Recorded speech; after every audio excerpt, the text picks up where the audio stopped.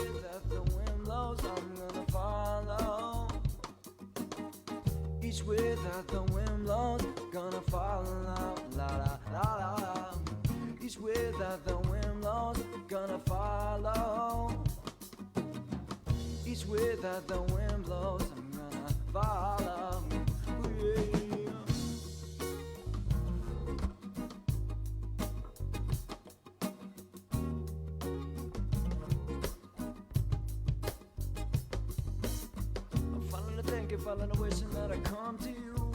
Hold me now, now when we'll bring me to you. And I'm breezy, your face, hitting your skin. Hoping I'm longing for your embrace. Said it feels so nice. You make me wanna sing the same song twice. I said I'm feeling so nice. You make me wanna sing the same song twice. Oh yeah. La da da da. Oh oh oh oh. La la la, ooh, yeah. La da da da, ooh, ooh, ooh, ooh, la la.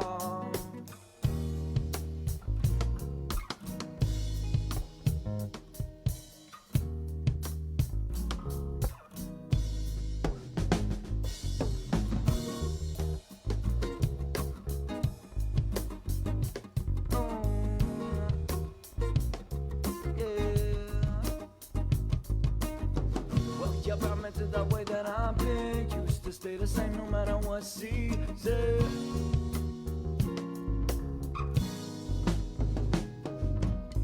Well, you're bound to the way that I've been used to stay the same no matter what season.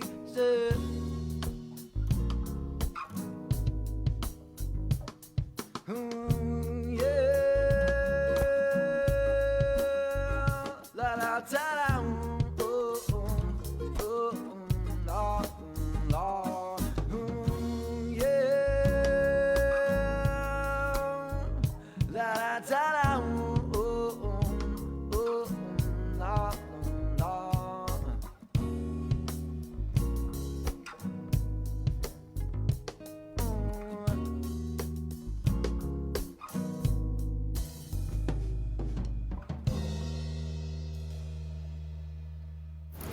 Chris and Sabrina with The Link. Here on Breeze 93.9 FM. When you wake up in the morning, you hear the work bell ring,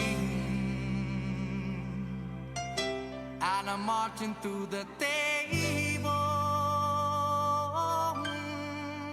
See the same old thing, ain't no fool up on the table, and the folk up in the bottom, and you better not complain, boy, get in trouble with the mountain. Let the midnight special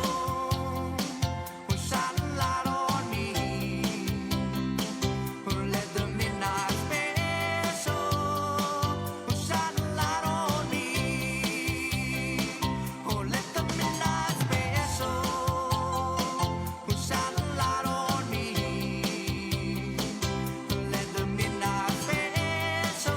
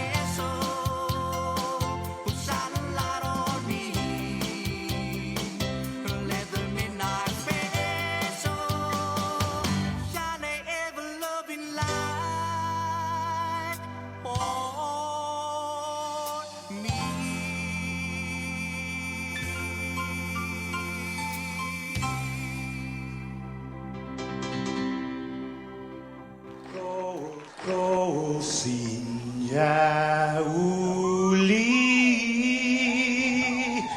di sombranza tanmak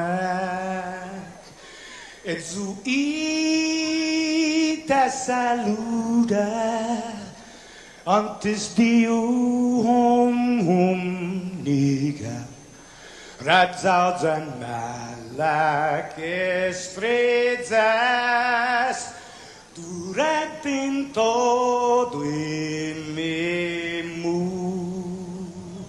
a nogi distância como cupugi palu zaniman malak guafi Ikonum nasugi airi prebatu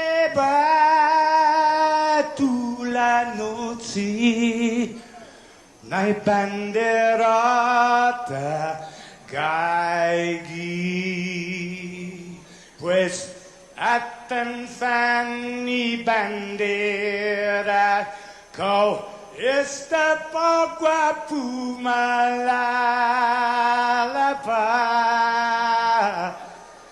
Giluk tanu man libri Sentamiti man ko badi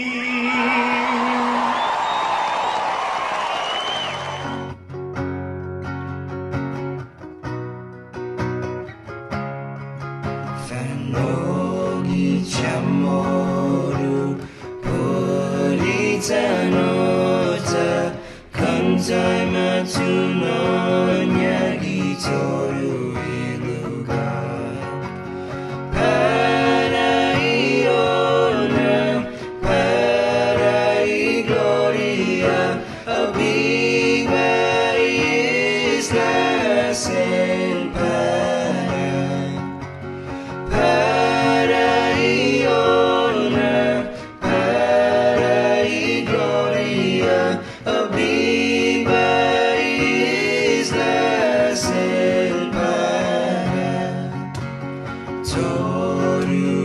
Tempo e paz, paraíta,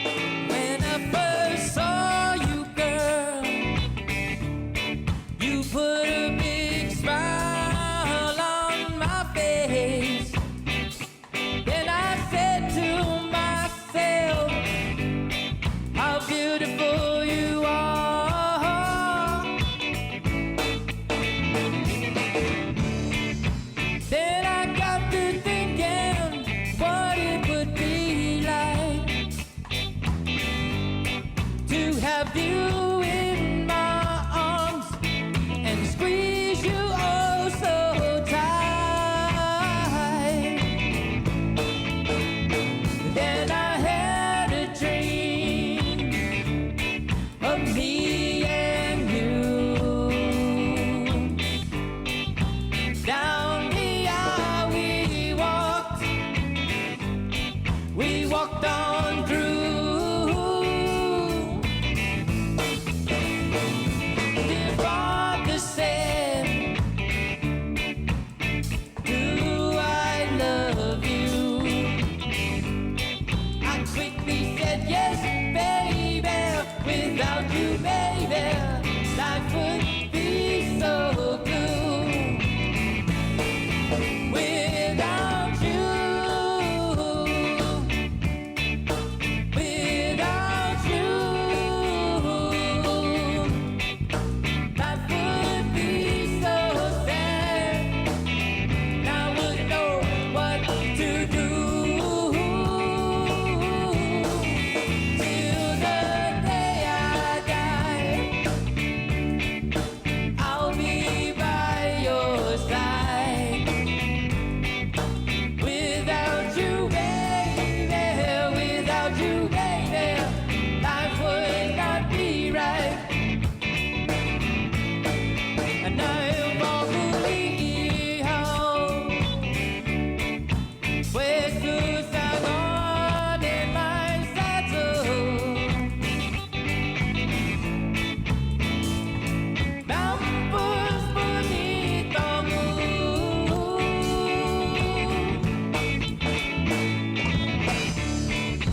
who has stood up among and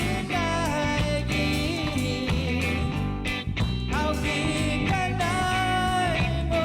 The vice is really how I've done.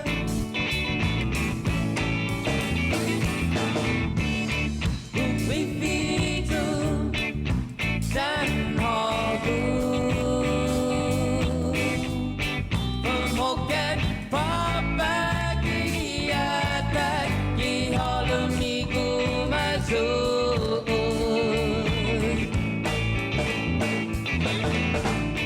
Advice and truth, the body go by down. Electro hungan nedin sen hogu tasarin along.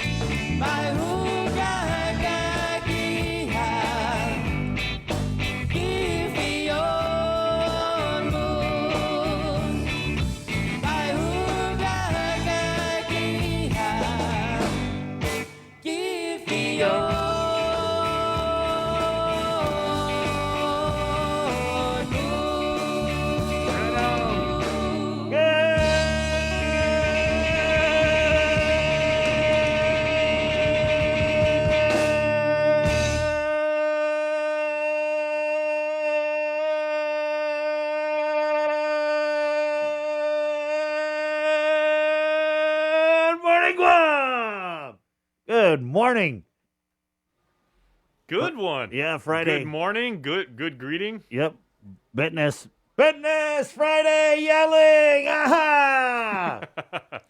621. Good morning, Jason Solis. Good morning.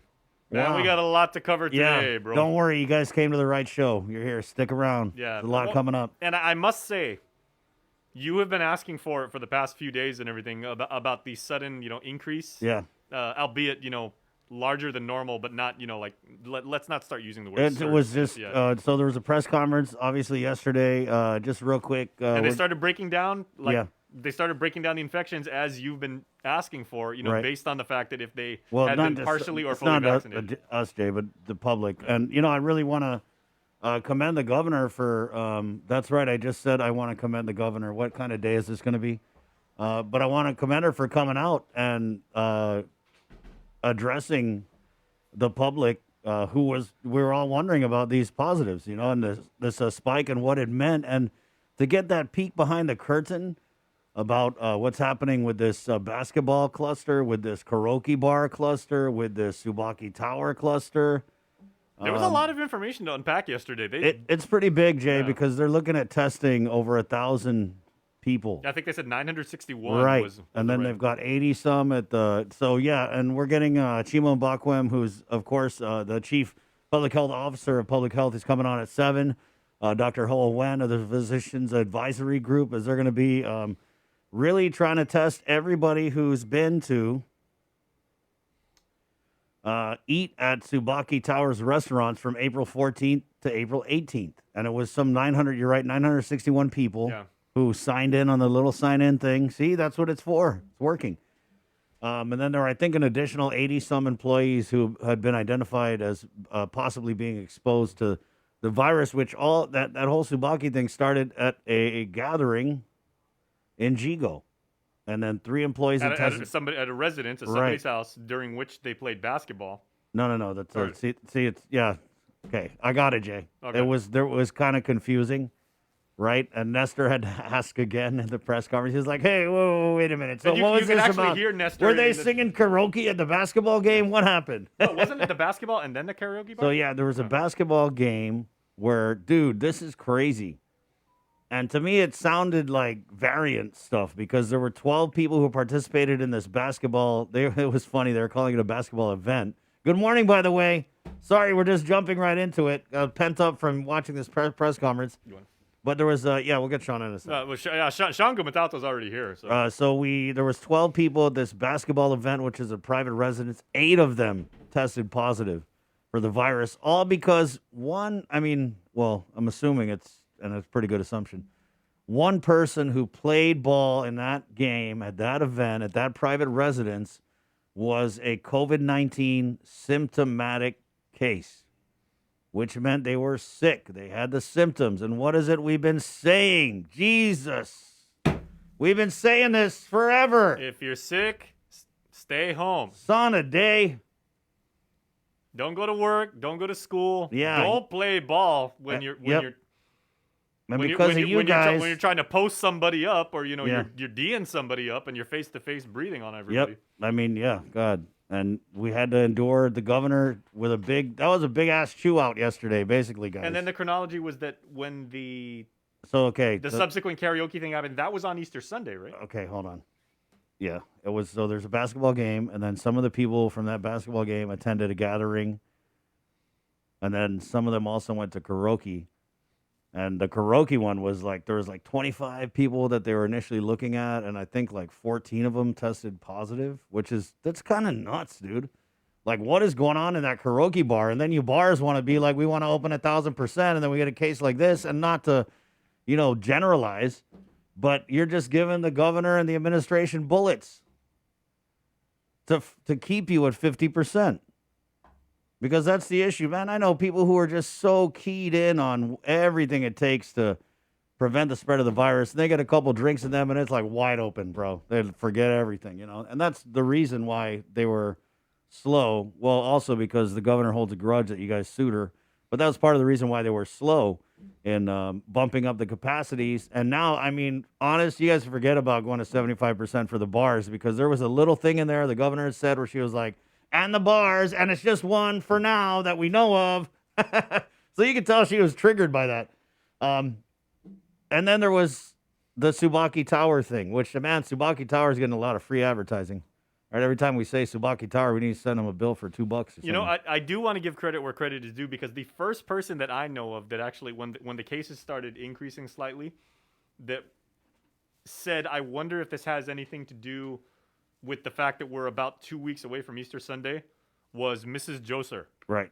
Joe's wife, who works in pharmaceuticals, and she was like just trying to like line up the dates and everything on the calendar. Yeah. I wonder if there's any correlation there. Well, there was, because there was. I didn't even consider that. His wife was the first one who some of the one of the gatherings, at least one that we know of, was an Easter gathering. Right, but the thing about it is, what the governor had said was all of these clusters were doing allowable activities in which they let their guard down. Meaning, yes, you could play basketball. That's fine. But again, if you're symptomatic, if you're sick, you just got to stay home, guys. Come on, man. We're like right here. We're right there with this May 1st reopening, which who knows? Because now they got to go and they got to run through and contact trace, over 1,000 people. And that's going to be a gargantuan task.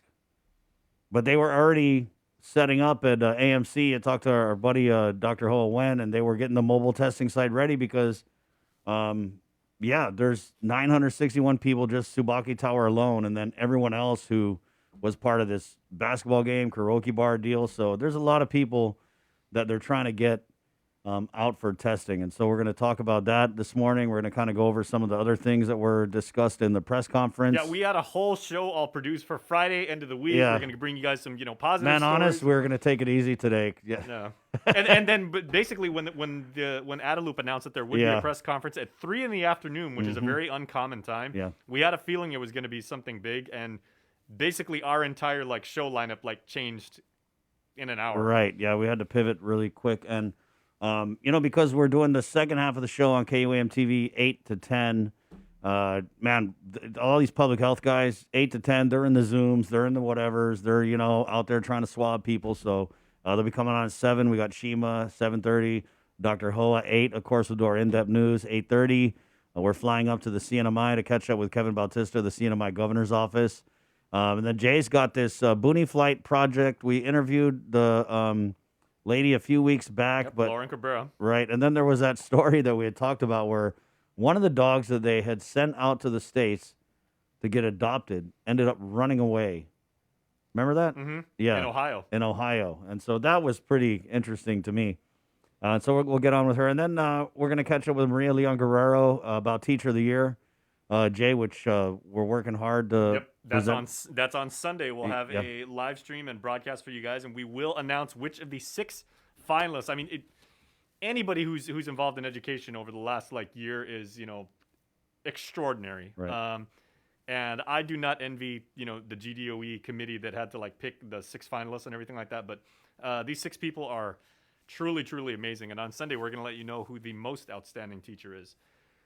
There is one thing I wanted to ask you, Chris. Oh, yeah, we haven't had a chance to talk, you and I, since yesterday. And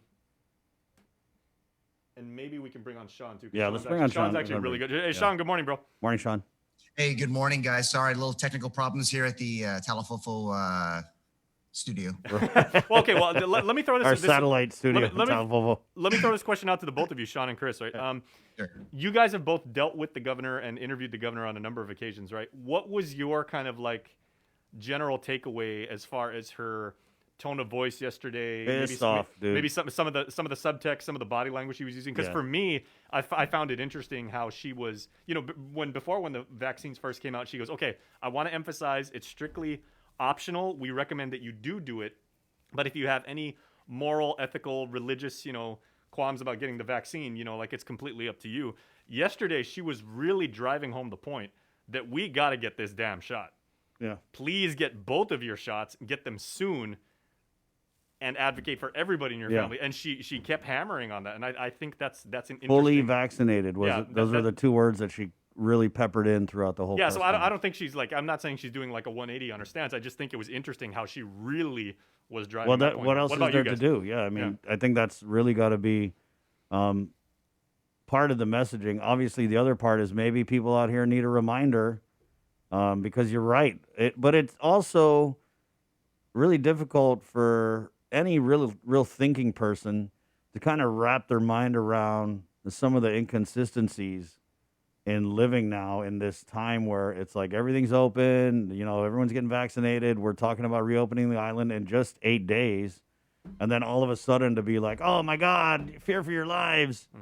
And then to throw out the CAR score, right? I mean, this CAR score, which is the creation of Dr. Felix Cabrera, for the governor to call this press conference and to use the CAR score as kind of like the metric, I don't know if it really translates very well in getting people to do what they need to do to kind of put the lid on these clusters, which are very close to boiling over. Because when I hear that the CAR score goes from 0.2 to 0.5, it just doesn't mean anything to me. Because we were told way back last year that a CAR score of 2.0 is very sustainable and something that this administration was willing to that was the target they gave us. By the way, the JIC report last night, the CAR score is now up to 1.0, which it hasn't been for a couple months. And when Tyler interviewed Dr. Cabrera a couple days ago, he said when it gets to 1.2, that's yeah. that's But when we but really I start mean, looking like at it. again, like I said, and I get it, guys. I'm not the guy. I'm not a COVID denier at all. But when you're throwing out these like 0.8s and these 1.2s when we're told that 2.0 is okay, it's just hard for people to really, I think, glean how serious the situation is. And I think a lot of people just look past and look through the CAR score to the numbers, the real numbers to us that matter, which is the positives, the clusters, the amount of people who have been exposed. So to me, I don't know about you, Sean, but that was just one little thing that I kind of had a hard time, not even really a hard time, but again, I just don't see how a 0.3 bump in a CAR score is really going to translate into how serious it is for, the average person out there. Yeah, for me, first off, good morning, guys. For me, I think the biggest thing I was looking at was hospitalizations. I think that's the one thing that the community needs to pay way more attention to, because as soon as we reach capacity at GMH, at GRMC, then is when really the problems will begin. Yes, there was cases out there. Yes, the governor took a different tact. I was commending Chima and Bakwam during the press conference yesterday. I kind of WhatsApped him. I was just like, the level of reality and reassurance that had been missing for over a year was brought to bear upon a single press conference yesterday. And yeah, it's okay that that happened, but moving forward, if we do not do this now, then especially as we're trying to reopen, the difficulty of the Taiwan market, the Korea, Japanese market, when they start to look and they start to believe that maybe this is the right direction for me as a tourist, I'm going to go to Guam. If there is a lot more reality, a lot more realism, and a lot more reassurance, then we can expect that when that bubble finally comes, then visitors really would have some kind of assurance that Guam is a safe place to visit, and we can maybe get back to normal. Right. On that note, let's go ahead and play. Since we're talking about reopening, there was a clip in the press conference yesterday where a reporter did ask the governor, given these recent developments and the potential for a spike after we get all these possible exposures tested, if we were still going to be reopening on May 1st. We are still in the path of reopening, and we are still in the path of relooking at our travel protocol restrictions. The reason, Maureen, that I had asked to do this press conference is, as you are aware, we are continuously monitoring our situation here with coronavirus 19. When I start seeing things that concerns me, I want to alert it out to the public so that the public is aware and so that they can again begin to be a lot stringent on their wearing of the mask, washing their hands, complying to the mitigation efforts. We are still on our path to half. I have said that the May 1st opening is contingent on our achievement of that goal. And as long as the conditions continue to measure that we are still containing this virus. I want to again say that our virus and our efforts to contain this virus continue to work. But when I start seeing things that is getting to be a little concerning for me, I want to alert our public so that they are aware that there are some slight increases to these positive cases. And as you heard Chima, these are coming from social gatherings. They're coming from, parties. They've come from the bars, one bar, as far as we know so far, but we continue to investigate it. So I want people to know what is going on so they can regroup again and adhere to the protocols, adhere to the preventive mitigation efforts so we can continue to contain and maintain this. I am hopeful and confident that we are, and I'm very hopeful and confident that these numbers will continue to go down again. But it would be irresponsible of me not to let the public know about what we are seeing, and we want to work with the public to prevent it from any more increases.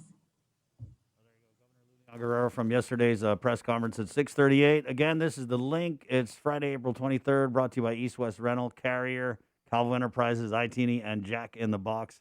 Big morning. Let's go ahead and get right into it with the news. Sitting in for Sabrina Salas-Matanani with the very latest. Jason Salas, good morning. All right, good morning, everybody. Last night's Joint Information Center report, Governor Leon Guerrero did say in her press conference yesterday that there would be at least 9 confirmed cases reported. Last night, there were 12 reported cases of COVID-19 identified out of 511 tests performed on Wednesday. 7 of those cases were identified through contact tracing. 1 case reported recent travel history and was identified in quarantine. 65 people currently are isolated. The CAR score has gone from 0.8 to 1.0. Well, of course, as we've now covered, Adelup did announce 2 COVID-19 positive clusters identified through contact tracing. The first cluster, as Chris has been mentioning, was a basketball gathering as a residence in Dedido on the 3rd of April. I believe that was the day before Easter Sunday. And then cluster B, the second cluster, was at a birthday party at a private residence on April the 19th. And now with more in-depth information about the new clusters revealed during the press conference, here is Chima Mbakwan, the acting chief public health officer of the Department of Public Health. The first cluster was a basketball gathering on the 3rd of April. 12 people attended this basketball gathering. It was held in a private residence. 8 out of the 12 tested positive for COVID-19. 1 person was symptomatic during this event, as reported to our case investigators. 4 contacts were also identified. They were tested, they were negative, but they are currently quarantined. On the 4th of April, 3 of the 8 positive cases from the basketball game attended an Easter Sunday gathering at a residence in Jigo. Out of this 25, Public Health was able to identify 14 close contacts. They were tested, they were negative, and they are in quarantine. We identified 1 community contact that is identified as a low risk, but Public Health is still monitoring this individual. We've been unable to reach 7 of the contacts that were given to us. We do not have, we have either wrong phone numbers or they've not been answering their phone numbers. So we are urging these 7 people to please, if you know you're part of this group of people on at the Sunday gathering, please, Public Health is availing you to come and be tested so that we continue to keep the community safe. The 3rd cluster was at the A-Class Lounge. Currently, we have 28 people identified who visited the bar within this period. As of today, we have 14 positives linked to these 18. We also have 15 community contacts that have been tested and they're negative, and they are currently quarantined by public health. We're still monitoring the situation because a lot of people, we have 2 individuals who were not part of the establishment log sheet that was given to public health as required by public health for establishment and for record of people who visited establishments. We have two individuals come to the public health outreach in Tizen to get tested. So if you know you are also exposed at the A-class lounge, we also avail you to come to public health Friday and Saturday to get tested. And the next cluster is the Subaki Hotel cluster. We currently have 5 individuals who tested positive. And public health investigation actually traced it to a private party at a residence on the 19th of April. 3 individuals at the party tested positive, and all these individuals are staff of Subaki. And then the other 2 were also tested. Another 2 got tested from the Subaki Hotel when they heard about the individual who tested positive, and 2 of them turned positive. So currently, we have 5 positive cases from this exposure. And then for that private party, we've identified 18 individuals who are potentially exposed at that party. At the workplace, we identified 84 individuals who are also potentially exposed to the 5 Subaki positive cases. And then working with the hotel, we obtained a list of guests that came for dinner and lunch during this period. This is between April 14th and April 18th. We've been able to identify 961 individuals who visited the hotel at this point. And we are also tagging them as potentially exposed, and we're also we're also asking them to avail themselves to public health testing Friday and Saturday. Again, that was Chima Mbakwen, the acting chief public health officer, detailing the 2 clusters that have now been identified. Again, the first cluster at a basketball gathering at a residence up in Dedido on April the 3rd, and the second cluster at a birthday party also at a residence on April the 19th. Well, following that news, today and tomorrow, Friday and Saturday, from 9 a.m. to 3 p.m., the Public Health Northern Regional Community Health Center will offer free COVID-19 testing to staff and patrons of the A-Class Lounge and Subaki Tower. Staff and patrons who were at the A-Class Lounge on or after April the 7th, and staff and guests who were at the Subaki Tower between April the 14th and April the 18th should monitor for symptoms and properly get tested. On that note, residents wanting to receive the coronavirus vaccine can register to get their shot today or Saturday at Public Health's Southern Community Health Center in Inalahan for Sean and Chris and their Southern families down there. Guamanians either needing dose 1 or 2 of either the Pfizer or Moderna vaccines do qualify, and vaccines will be distributed again at the Inalahan Public Health Southern Community Center from 9 to 3. Do make sure to visit KUM.com/vaccinations, and you can book your appointment online. Those needing the second dose, as we've said, can do so up to 4 days ahead of your scheduled time. Well, with everything else that's happening in the world of Guam news, here's Peter Santos from the newsroom. Afternoon, good morning, everyone. I'm Peter Santos with your headlines here on The Link. Several new COVID clusters have emerged over the past week, and the sudden jump in positive cases is cause for concern, says the governor. She called a news conference to issue a plea to the community not to let its guard down and risk setting back all the progress that's been made. Since Sunday, we have reported 32 confirmed cases of COVID-19, 13 of which were from yesterday alone. And tonight, I am informed that the Joint Information Center will announce at least 9 additional cases. The first cluster was traced to a basketball game at a private residence where 8 of the 12 people tested positive. Some of them went to A-Class Lounge in Upper Tumon where there were further transmissions. Meanwhile, there was a separate cluster of infected employees from the Tsubaki Tower who attended a party in Jigo last week. From that group, 84 other employees and some 961 customers who went to the hotel from April 14th to the 18th were possibly exposed. Effective today, the Northern Region Community Health Center will be set up as a test site for those who may have been infected. To decrease the severity of the illness and to prevent deaths and admissions to the hospital, we must be vaccinated.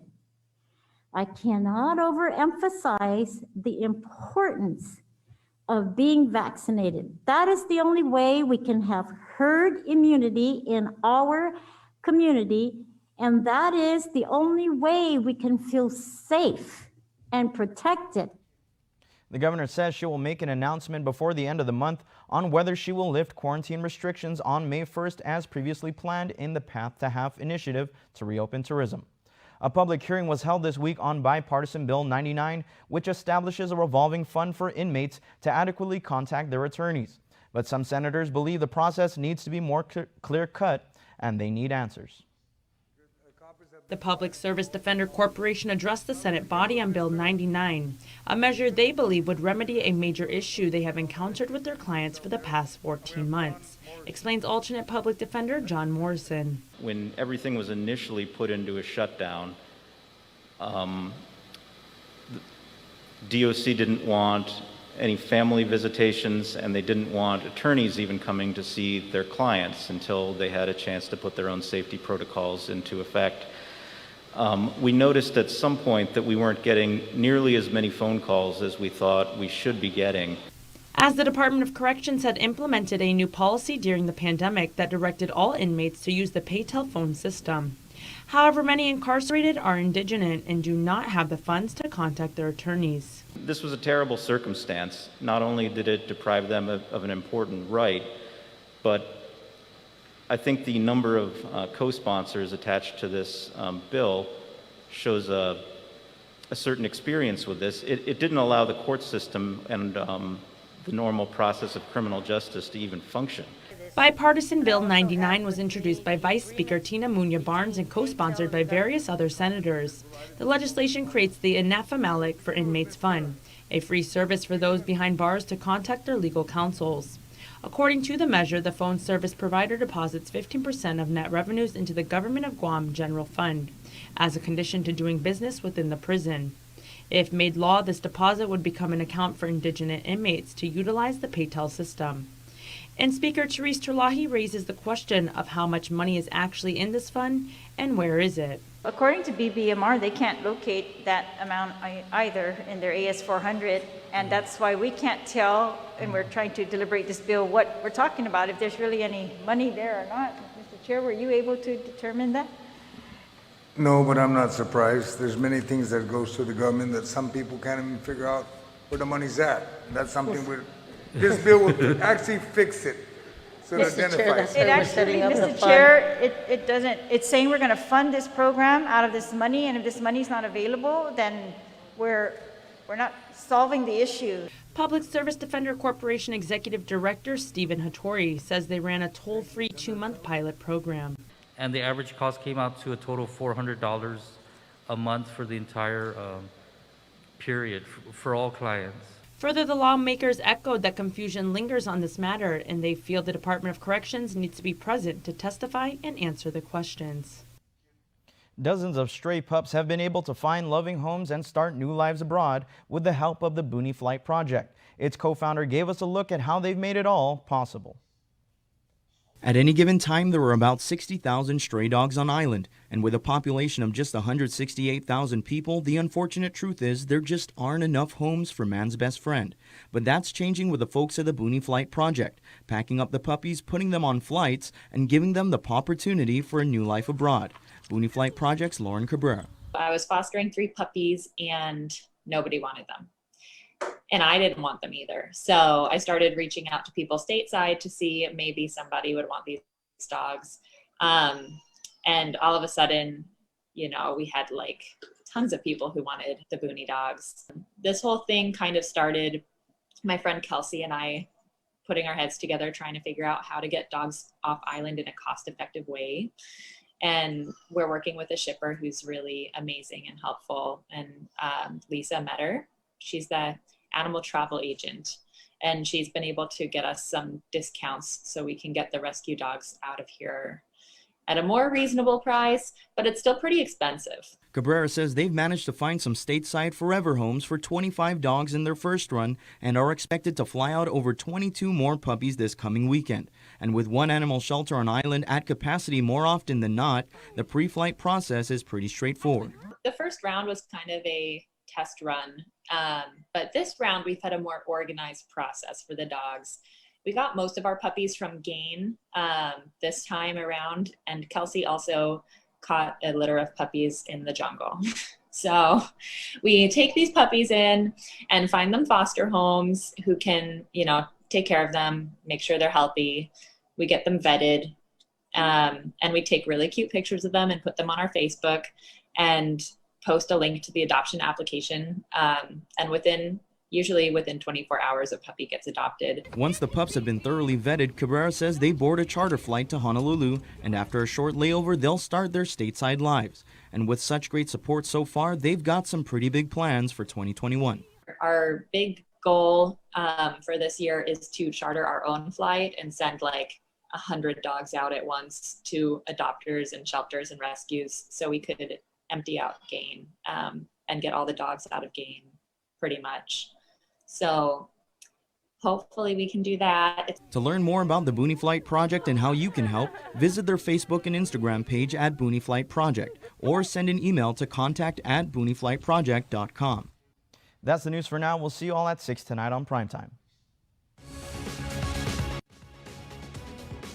And finally, we're going to get you up to speed with national headlines as after a one-day weather delay, the SpaceX Corporation, owned by Mr. Elon Musk, is scheduled to launch 4 astronauts to the International Space Station tomorrow. Here's a look at the launch pad at the Kennedy Space Center in Florida, a historic event. Here's the splashdown. There once was a time when splashdown meant a museum for a crewed space capsule. Not anymore. Welcome back to planet Earth, and thanks for flying SpaceX. This Dragon capsule, charred like a marshmallow, flew SpaceX's first crew last summer. Now, with a new heat shield and parachutes, SpaceX is set to fly people in it again. Its next passengers, this international crew of veteran astronauts, including 2 Americans. Ignition. SpaceX will also reuse the first stage booster of this rocket from its last crewed flight in November. By landing and reflying its boosters, SpaceX has driven down the cost of launching satellites and cargo.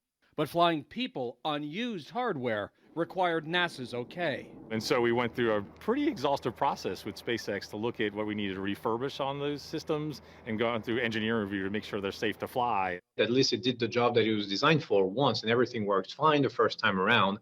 Tomorrow's crew is confident the hardware will work just as well the second time around. I think you have to be an optimist if you're going to be an astronaut. If you think at everything that could go wrong, it's a rather long list, and you're not going to sleep much at night. Release. This was NASA astronaut Megan MacArthur, working on the Hubble telescope back in 2009. Her confidence returning to space tomorrow in a used capsule runs deep. I know somebody that I trust completely was really involved in developing this vehicle. That somebody is fellow astronaut Bob Behnken, her husband. On that very first SpaceX flight last summer, Behnken flew in the same Crew Dragon capsule. In fact, sat in the very same seat that his wife will ride into space. It is funny to me that sometimes I'll start asking questions of the trainers and they'll say, your husband had this same set of questions for us. Is he going to leave you a note? I'm not sure, although I think, if there's any chewed up gum under the seat, I'll know where it came from. The weather forecast looks good for liftoff tomorrow, set for 5:49 a.m. The crew will dock with the space station on Saturday morning. Mark Strassman, CBS News at the... Check us out 24/7 at KUM.com for the very latest Guam news headlines. We still got Sean Gumatauto in the Zoom room, and certainly still so much more to parse as far as yesterday's very let's say that, very impactful presentation by the governor and her team. Yeah, and I got to go back to what Sean had said was that this press conference, had we had press conferences like this back during the surge, I think it would have quelled a lot of the public unease because even though the numbers are low, obviously there were things like behind the curtain that the administration saw and really, and gratefully chose to share with us because that wasn't always the case over the last year, Sean. That being said, now that we do have access to this information, how does the equation for reopening in your mind play out now with May 1st, literally like a week away? At the half, I think because of the Johnson & Johnson issue, and they're talking about, okay, we think we have enough. I still think they're May 1st, they won't get there. They might get there maybe a week or two after. I agree with Dr. Cabrera that that delay did hamper things. But in terms of getting back to normal, if you recall, remember when we were already down on the CAR score and there was no easing yet? So May 1st is going to come. It's, I guess they'll be consistent, right? They just won't do anything till maybe May 8th or May 9th in terms of getting the travel bubble going. That one I think is a little bit tougher hill to overcome because of the fact that places are just not traveling.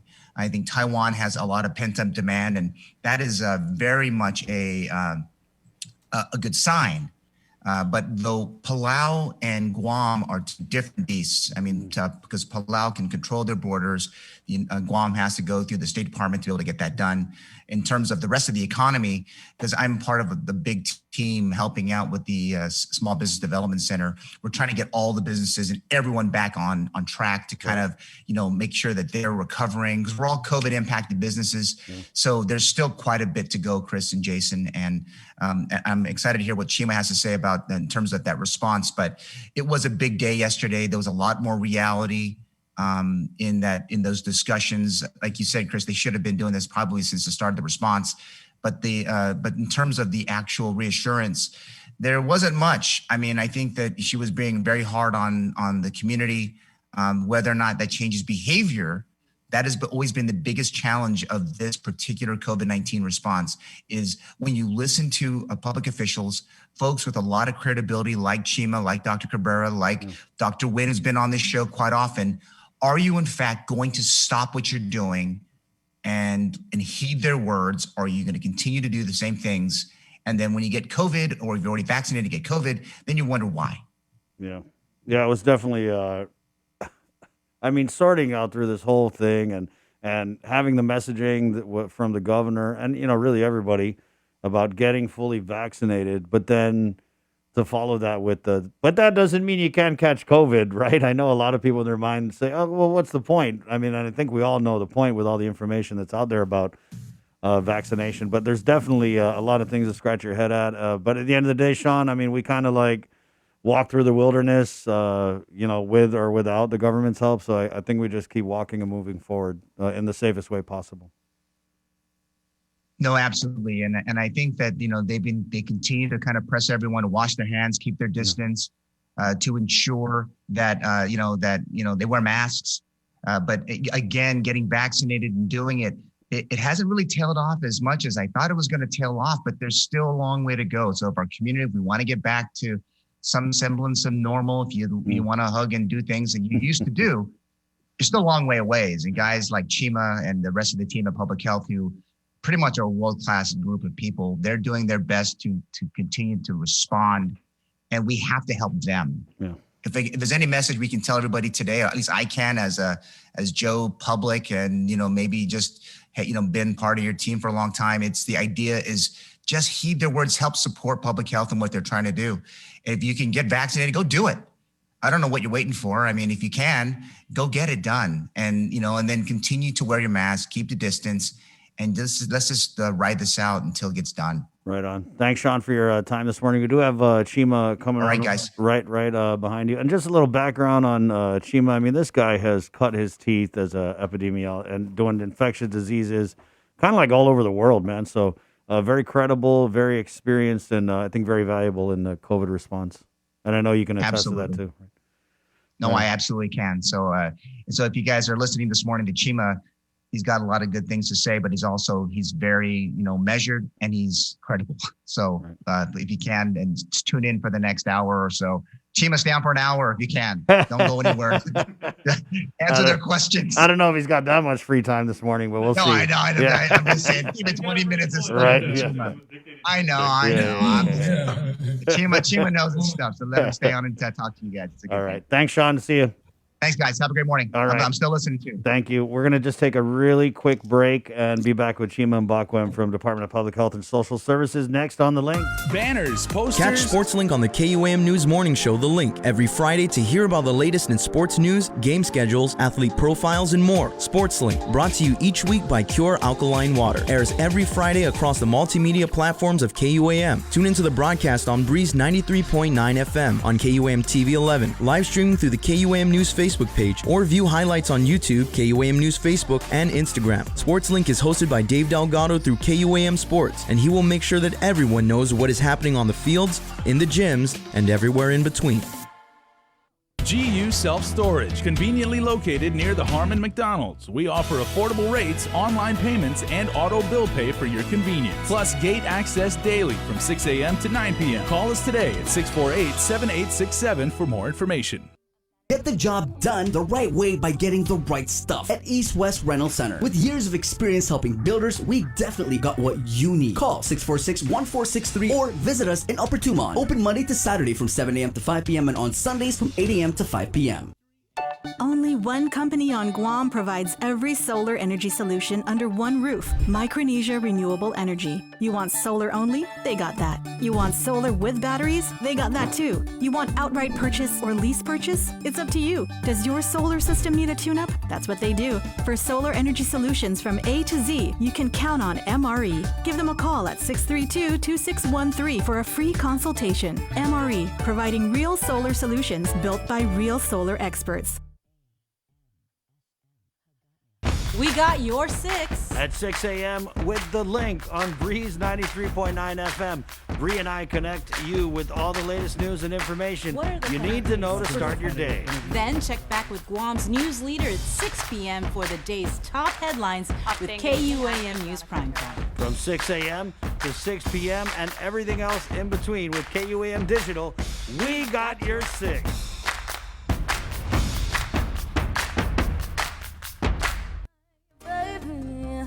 Won't you come over, love, so I can show you love? I promise I've got enough to give you all that you need, baby.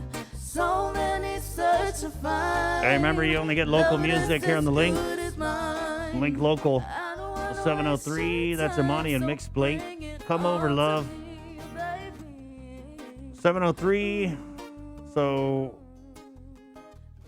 big press conference yesterday. Big info coming out here about a little more on the increase in positives. And when they presented it in the way they did, I mean, because we've been getting, 4 positive, 5 positive, 7, 4, 5, 7, 10, 13, 12 last night. And so getting these numbers and not really knowing the story behind them, it's a little unnerving, right? And so for the governor to come out and kind of let us know what was going on, really kind of appreciate that, because just yesterday we were talking about wanting to know more about what's going on with these numbers. And I think it's pretty sobering. It's pretty eye-opening, as there were, I believe, 3 clusters. One that started with a basketball game, and then there was a karaoke bar cluster, and then there was the Subaki Tower cluster. And so with the basketball, the game at a private residence, I believe there were 8 of 12 people there that tested positive for the coronavirus. At the karaoke bar, Chima, and jump in anytime if I'm giving the wrong numbers here, but it was 14 of 25 that were positive? Not so. There were, for the Easter gathering, there were just 25 people. But the only thing was that 3 people who were at the basketball game that were positive were actually at that event at the Easter gathering. Right. And then So what we're trying to do is we try to to create a link. You know, like you rightly pointed out, you know, like the little numbers keep coming out, and you know, and it's growing day by day. And I think someone who's very curious and calculating the numbers would find out that even if it takes 10 days for someone to clear isolation, it also takes at least another 5 to 6 days for people to develop the virus enough for the test to detect it. And at that time too, these individuals could still be infectious, you know. So and also for the press conference yesterday, I think it clearly shows the direction of the administration. You know, initially public health has been accused of not being, you know, upright and forthcoming with numbers and all that. But what everybody forgot was that since summer last year, we've been in the middle of a pandemic. We were having 100, 200 cases a day. Reaching those people, trying to isolate them, which is the first thing public health has to do, was inundating for us, and we were able to go through that. Now that we've had limited cases, we're doing what we usually do for every case: investigate, try to create epilinks, try to understand how it happened. And this is one case. This particular clusters would clearly show how we've been able to trace from just a simple gathering in a home to such a huge number of cases on the island.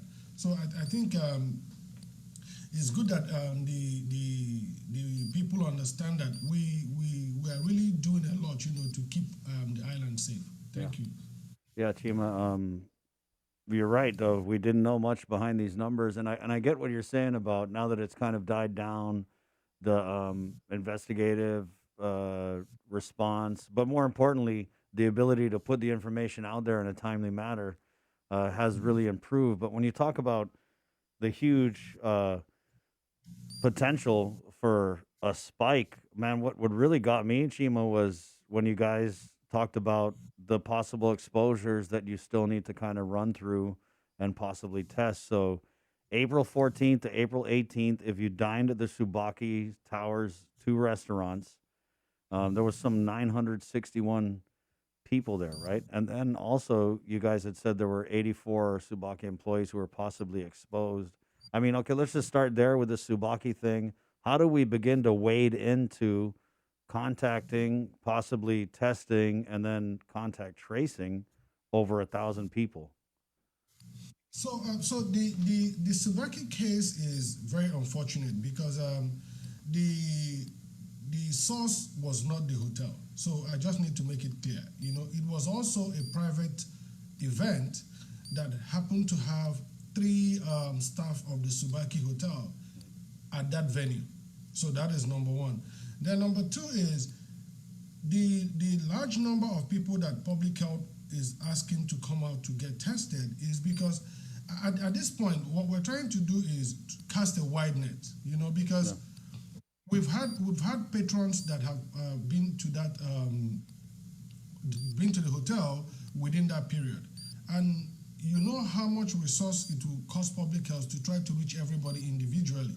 So that's why we had to put it out there, you know, within that time frame for anybody who has been there, and we said might have been exposed, not exposed, but so this is out of abundance of caution that we're trying to make sure that we reach out to everyone who has been within that environment. And also know that if someone comes out, pops up positive within this number of people that we are going to test, does not mean that they are directly infected in Subaki. It might have been transmission that happened somewhere else. But this is giving us a huge window of opportunity to reach out to a larger number of our community, you know, to do more testing to see if we can do, this is more like a case finding situation where we're trying to look for more numbers and stop this transmission as quickly as we can. Let's go back to the karaoke bar, the basketball game clusters. How much testing and contact tracing do we still need to do with those 2 groups?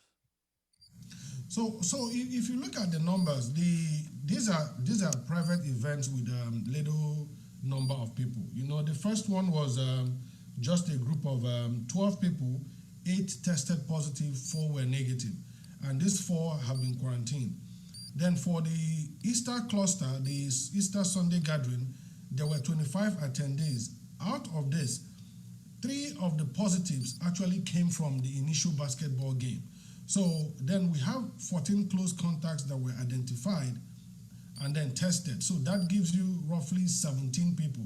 Then there's also 1 community contact that we deem to be low risk, but at the same time we are monitoring that individual. And then we've not been able to reach 7 people. And you know, it's curious because this is a private gathering, and then the individuals are giving you numbers that you can't reach these people. You know, like it sounds ridiculous, you know, but this is what public health goes through. So we have 7 people out there in the community that we don't have access to, that are exposed to that are exposed to a gathering that there was a possible transmission. So now it becomes individual responsibility on the part of those people giving us information to make sure that we get the right information to reach these people. Right. So that is to put it out there that we have 7 people that were part of that gathering that we've not been able to reach. But for the A-class lounge, we got a more positive response because we had 2 individuals that actually heard about it and actually drove to the Tisan outreach to get tested, because they are responsible, you know, and they want to make sure that they are okay and they're not infecting the community. With the A-class lounge, could you go over the numbers on that cluster again, Chima? So we actually have like, as yesterday, I think we have 14 positives. And then we have 15 community contacts that we've actually tested and they were negative, and they are in quarantine now. And then we're also trying to, you know, reach out to the positive cases. We're actually doing re-interviews to find out if we can get more numbers. And Chris, the interesting thing is that if you look at how the disease was progressing, right? All these establishments were victims of individuals who did not go with the public health guidance on how to safely congregate and safely congregate. So I think we need to understand that. So one individual who played at the basketball game ended up in A lounge, in the class A lounge, and exposed the patrons of that establishment. So if you're looking at it, it is just one super spreader walking around and spreading the virus. Wow. So it still goes back to personal responsibility. Yeah. You know? That's pretty bothersome, Chima, given that you have 7 people out there who are potentially exposed at a gathering that you can't get a hold of because they're not giving you the right information. Going back to the A-class lounge, Chima, and just in you guys' investigation, were you able to determine if the bar was doing all the proper protocols? And if they were, what does that say about having these protocols in place, people adhering to them, and then the virus still spreads? So I still go back to personal responsibility, right? Because even when you have all these engineering controls in place in establishments, you know, it's still the individual who is actually the carrier of the virus and has the ability to transmit the virus. So you come into an establishment, there's a sanitization, you sanitize at the station upon entry. You're supposed to wear your mask. They have the 6 feet distancing for customers, right? So these things are in place. And basically public health still goes out to do compliance check. Yeah. And we see that these things are in place, but it is the individuals who are not adhering to the guidelines that have been put out there by public health. And then at the same time, the establishments have the right to stop patrons who are not adhering to this guidance to leave their establishments, because at the end of the day, if someone turns positive in your establishment, public health is not just going to come in, step in and close the establishment, but the fact that everyone who works there is exposed, we have to quarantine them, and that directly affects your business because you're going to shut down for the 14 days you're going to be out in quarantine. So I think we also have to look at how much effort the establishments would put in place. So how much further the establishments would go in implementing the public health protocols in their establishment. So it doesn't stop from sanitizing your hand, putting the seats 6 feet apart. They should be vigilant to look at guests in those establishments who are not doing the right thing and walk them out of the place. Right, Chima. Don't give them business. I think you guys need an investigator on social media, because if you just cruise Instagram or Facebook, I mean, and look at, these bars and events that are happening, I mean, it's clear that people are not adhering to the protocols, which is, I mean, it's rather unfortunate. And true to that, you saw the pressure on the governor, you saw the pressure on public health to open up the island, and the governor kept saying, we need to tread carefully, because she clearly understands the present danger. We are still not out of the woods. It is everywhere around us. We have countries that are 3 hours away from us having 10,000 cases in one day. We have 4,000 cases in one day. The public health and the government and the people of Guam were able to wrestle down this virus. We were able to come out from a huge surge.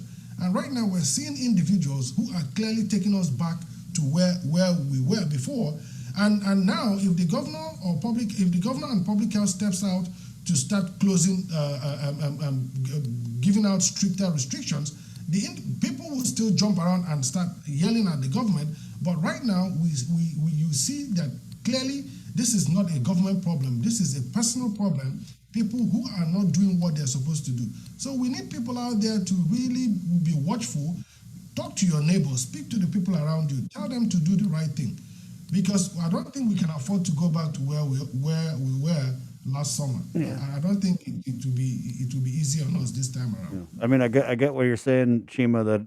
And yes, the public does deserve some of the blame, but let me just play devil's advocate here, as I often like to do, and let me ask: Did the government move too quickly in the easing restrictions? Because the governor had said something in this press conference yesterday. She said all of these people were doing activities that were allowable.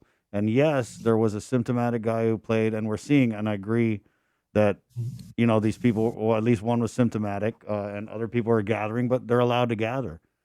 And I don't know who was symptomatic, who wasn't, or who was asymptomatic. But that being said, I mean, Chima, let's be honest, when the governor's having fundraisers and everything is allowed, the mentality with the people is kind of like, oh, we're through with it. We're over. We're talking, when the conversation's all about reopening, it's really hard to also run a parallel conversation about, hey, stay home if you're sick, wear your mask, wash your hands. I mean, it's difficult, right? So, but Chris, the question actually answers itself. There's a cap on gathering, 50. There's a cap. It is 50, right? If you have 50 people 6 feet apart wearing their mask, I don't think we're going to have situations like this. That is number one. So, we really take time to look at this. You can see the level of pressure on the government and public health to open, but now we are seeing why the restrictions were meaningful, because the restrictions brought us to 0 cases, right? Then we've opened up the island, and then what is going on? So I think we also need to strike that balance that, now we have the vaccines, right? So first of all, we started with the strict restrictions. I was physically present the first day that the governor made the decision to shut the island. It was a big decision for her and her cabinet and the lieutenant governor. But they took that route, and we were able to, within a short period, stop the spread on the island. We opened up again, and people did not adhere to public health and guidance, and then we had the surge. Now we've been able to institute those restrictions again, and we've been able to come out to 0, and then we opened up again, and then we are seeing this. How in heavens can somebody who is symptomatic, who has symptoms of COVID, leave the house, go get engaged in a gathering, at the same time play a game without a mask, and then at the end of the day infects 8 people, that person should be held accountable. That individual is the problem. Stay home if you're sick. Don't come out. Let me ask you, Chima, when you say that individual should be held accountable, will they be? Is there any kind of like charges they could face or potential fines? No, like what you can't lock people. I don't think that was supposed to be funny. He can't lock people up, So the thing is, for infectious diseases that are airborne, it's so difficult to pin it. You can't pin it on a particular source.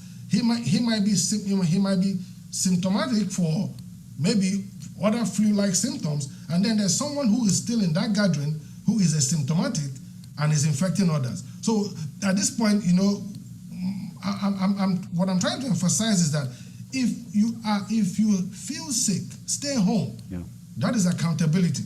Stay home. At least try to save people around you.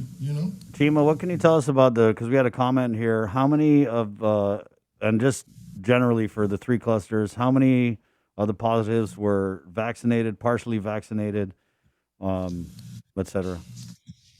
I don't have that number offhand because Dr. Cabrera actually presented that number. Yeah. If you can give me 1 second, Yeah. I can pull it up. Yes, Dr. Cabrera presented that number yesterday. But this is general for the island since January.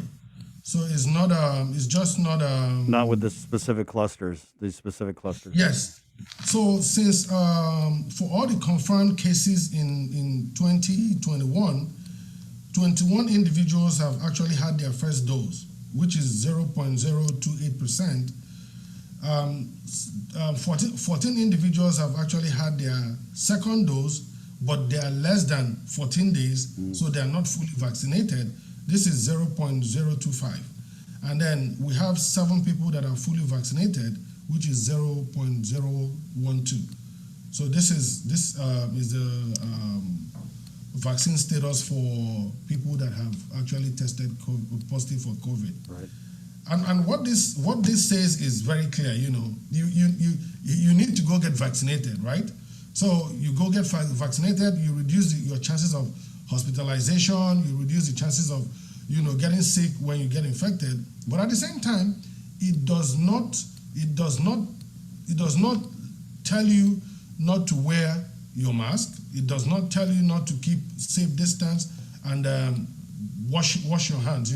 So we are looking at using. So we started with the non-pharmaceutical interventions, which was those engineering controls that we have in place, putting up plexiglasses, separating people 6 feet, and then we went from there to the vaccine, which is a pharmaceutical intervention, but they have to go hand in hand.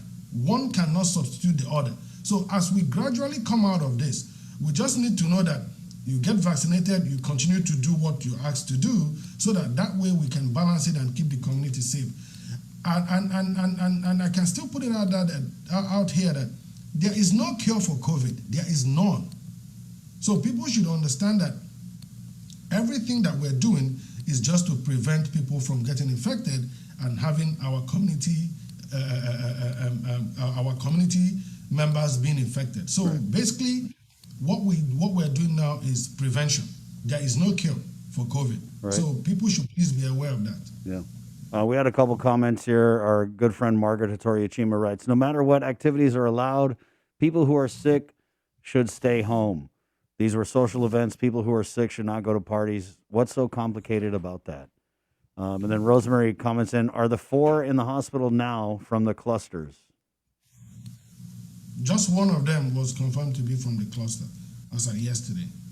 Chima, we have Dr. Hoa coming on, but I just have 2 last questions here. One, given the huge task that's ahead of you guys, contact tracing, testing, whatever, all the possible exposures from these 3 clusters, and also the vaccination effort, which we're still pursuing on the path to half, do we have the resources, manpower, fiscally, whatever, to do both these things at the same time? At this point, yes, we do. But if more people continue if more people continue with the behavior that we're seeing now, not adhering to public health guidance, we might run out of resources. But I can assure you right now, we have the capacity to handle this, but we don't want it to grow bigger than this.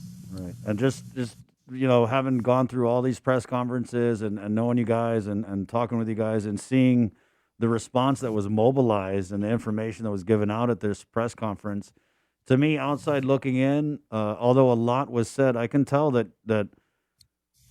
it seems like this is threatening to boil over, right? And you guys are very serious. I know that you're on all the talk shows this morning, and that information that came out yesterday, I think, really rocked a lot of people's world. So just how serious is this, and how close are we to another surge?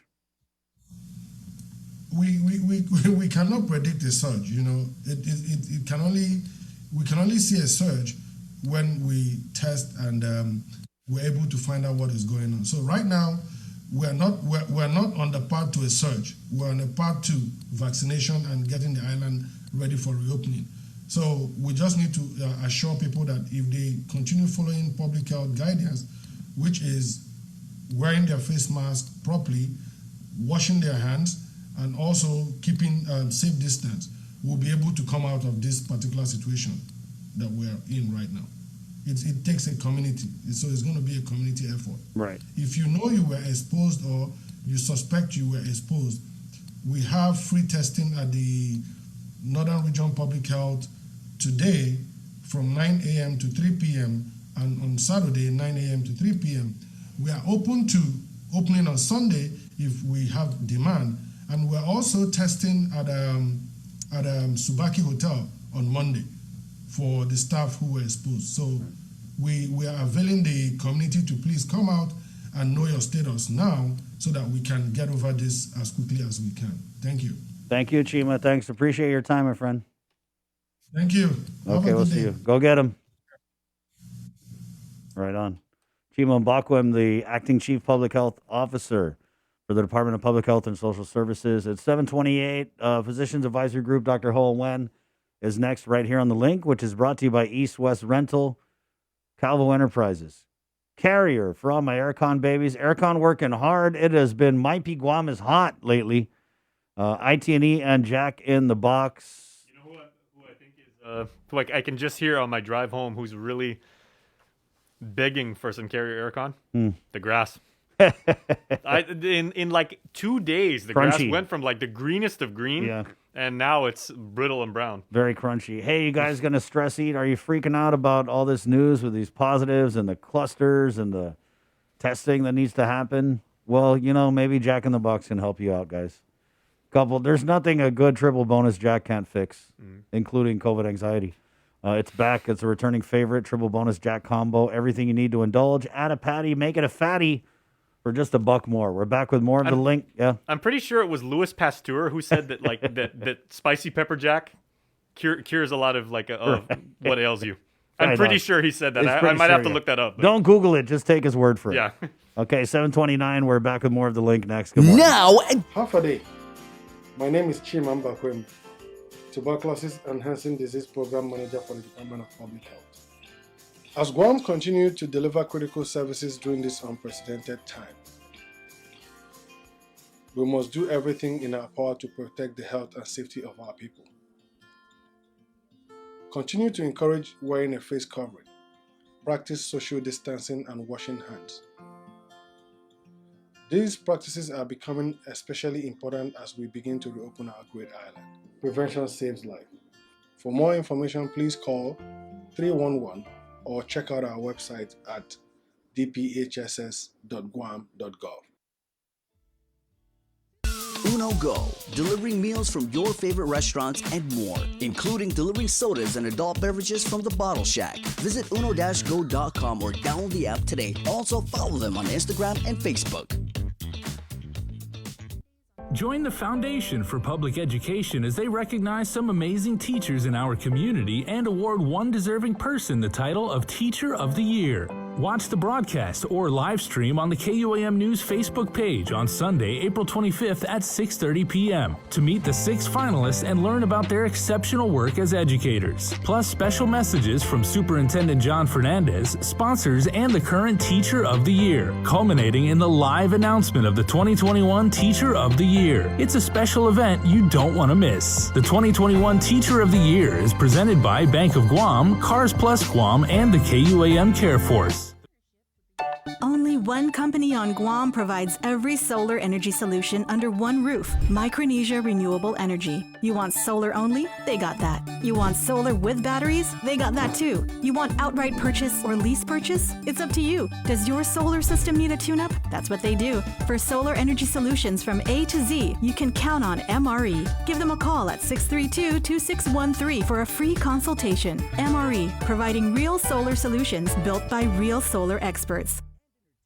Get the job done the right way by getting the right stuff at East West Rental Center. With years of experience helping builders, we definitely got what you need. Call 646-1463 or visit us in Upper Tumon. Open Monday to Saturday from 7 a.m. to 5 p.m. and on Sundays from 8 a.m. to 5 p.m. GU Self-Storage, conveniently located near the Harmon McDonald's. We offer affordable rates, online payments, and auto bill pay for your convenience. Plus gate access daily from 6 a.m. to 9 p.m. Call us today at 648-7867 for more information. When we throw things away, where is away? What happens to our waste, and where does it go? As a community of small islands, the waste crisis is a large issue we want to bring into focus. Micronesia Climate Change Alliance presents From Our Nanas for Our Nennies, a video series about taking a holistic view of our present, finding wisdom from our past, and inspiring a better future. Airing every week during Earth Month, brought to you by Humanities Guahan and the National Endowment for the Humanities. KUAM's multi-platform morning show, The Link, just got a little more delicious with Feed Me Fridays. Chris, Sabrina, Jason, and the rest of the morning crew will take some time each Friday to talk food, taste food, and bring you all the latest and greatest in food from King's Restaurants and Ruby Tuesday Guam, old faves, new hits, and everything on the menu in between. It's Feed Me Fridays on The Link. Looking for TV schedules, upcoming sports, or special presentations, or what you may have missed over the busy week you had? Well, look no further than KUAM Digital Digest. This weekly emailed newsletter puts all kinds of information in the hands of subscribers each and every week. Just subscribe and we will make sure you keep up with your favorites and stay informed and entertained throughout it all. Go to KUAM.com, click on the newsletter tab, give us your email address, and you are all set. Brought to you in digital partnership with King's Restaurant and Ruby Tuesday Guam. It's the KUAM Digital Digest, your weekly guide to the latest information and best entertainment on the stations and platforms of KUAM.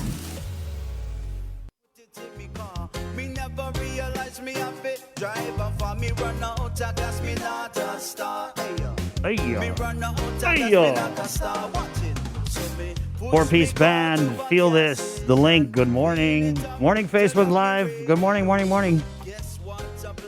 Let's head into the Zoom room where the Physicians Advisory Chair, Dr. Ho Wen, is standing by. And first things first, I know that the clinic, AMC, has been mobilized as part of this cluster response, Doc. So you guys are doing the testing. Can you tell us when, where, and who can come and get tested? To help public health and everyone else, we asked all the clinic to kind of get ready for people to come in and get tested. And also when people come in and get tested, they just have to document where they get exposed to. So that way help public health and kind of do the contact tracing. So, anyone that being exposed to the basketball game, the A Lounge or Subaki Tower, they can come in, identify themselves, and we're going to do testing for them. For us, we're going to use the Abbott ID. It's basically molecular test to try to confirm, to screen them. The process has been there, and so we're going to stand up the process again for people to come in. Either they can call the appointment or they can drive through, and we would test them. So all the clinic, hopefully, have been informed that they expect to have some surge of people coming in to try to get tested as much as possible. Doc, how serious is this? I mean, serious enough to call a press conference when we look at the possible exposures. And we'll just start with the Subaki Tower thing. So they're saying April 14th to April 18th, anyone ate at the restaurants, and we're looking at 961 people possibly exposed was the language they used yesterday at their press conference. But does that possibly exposed meet the CDC definition of a close contact? No, that's just precaution-wise, and we really had to cast a very wide net just to make sure that we capture everyone. It does not meet the definition of close contact CDC, but again, you don't really know the situation, how much people have been exposed to. So it's very important for us to do is to kind of screen everybody that present during those time in the restaurant. I was there was something in the comment here. Are these people infected with any of the new variants? And we can't tell that here on Guam, right? But I think what people are thinking, Doc, is that, for example, the basketball game, when you have 12 people playing, right? Then 8 of them positive, 8 out of 12. That's crazy. Yeah, it's just a lot. I tell you, the basketball game at home is really there's no mask there, and it's very close contact. In the lounge, definitely there's all the social distance and everything else. All the guidelines gone, so that's why it's so contagious. Again, it's just. It's all like I told everyone last week, it's all a personal responsibility. There's always going to have a basketball game. There's always going to have an event that you can sing or you can join your family or friends. Always, it's not the last one. So if you have any symptom, you just have to respect your friend, your colleague, and your community and stay home and miss one event. It is not that big of a deal. We really do very good at this point. So we would like to continue to do the same thing, and you have to be responsible. The economy and everyone open. We, as a whole island, we do very well. So everyone deserves to be open, and the economy should be back. But again, we really ask for individual to be responsible for their action and think about not themselves, but everyone around them. We had a comment here, Doc, from Gina, who comments in, maybe people are in great need to earn an income that they went to work despite being sick. I want to hear what the reason was for that employee going to work. So, Doc, with the Subaki Tower staff, were there any of them who were symptomatic that had gone to work? They are symptomatic, and once you're symptomatic, you can spread it pretty easy. If you have young people, your symptom might be very mild. You just have some congestion, a little bit coughing. But again, no one knows that little congestion, coughing can spread in the workplace, at home, as we've. So again, if you're sick, all the tests are everywhere now. All the clinics do testing. A lot of rapid testing. It takes about 10, 15 minutes to do. So if you want to go get checked first. In any clinic, it didn't cost anything. So just go get checked, make sure that you are negative. If you really want to go, then you can go, but get checked before you do anything.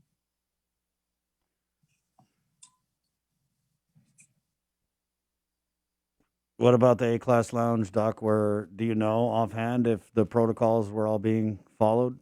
And I asked the same question to Chima. And if we are following these protocols, what does that say about the potential for the spread of the virus inside an atmosphere like Karaoke Bar? Yeah, Chris, once you get to a situation like A-Class Lounge, when the mask gonna come off, people are singing and they drinking. So even if the establishment have all the guideline, everything together, but it's an individual responsibility and also the establishment responsibility to monitor those things, to make sure that people, the customer, are following the guideline.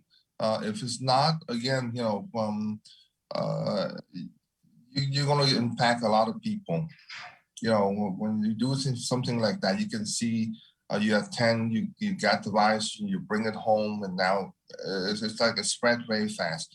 Again, it's a different way you can look at it. Okay? So we come to a point where a lot of people have been vaccinated. Okay, so you have somewhat protection out there in the community that the virus would not get to a point where our hospitalization going to be overwhelmed. We hope not, and that's not what not what we want. But again, we cannot prevent the virus from spreading. Okay, but if you get the symptom, it's not going to be severe, but you don't want them to spread. So for us to move forward, there's two things. You got to get vaccinated. That's number one. And you got to be responsible. That's number two. And, we hopefully this incident here, a lot of people pay attention to it. It's very good. So that way we kind of all learn about a mistake and to go forward. Hopefully we won't do that again. How you feeling though, Doc, about this?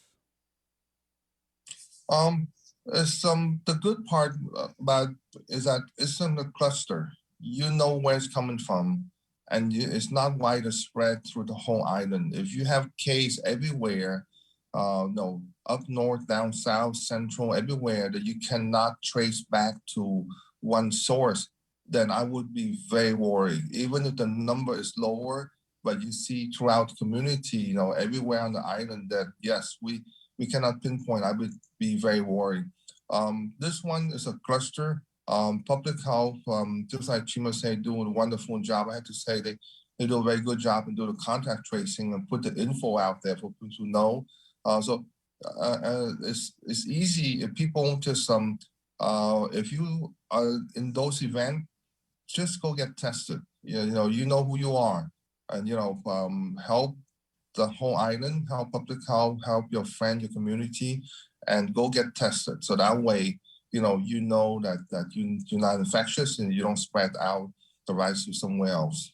Doc, so it's important that they jump ahead of time, and they really jumped this time very fast, and we really appreciate them for doing that. Yeah, it was definitely. Well, I mean, when they called a press conference and said that they were going to explain more about the recent positives, I think people didn't know. I thought they were going to say like, oh, and kind of unexplain it and say, oh, it's not a big deal. It's all connected to one group. But for them to come out and just give out all the information, I know at least a couple senators who were just really surprised and pleased that we got this information when we got it, which is, kind of as it happens. I mean, so much during the pandemic was after the fact. And I understand because, we're busy responding. We did have a couple comments here, Doc. D. Wayne writes in, can you explain no charge from the clinics? I just had a COVID test on Wednesday and I paid for mine.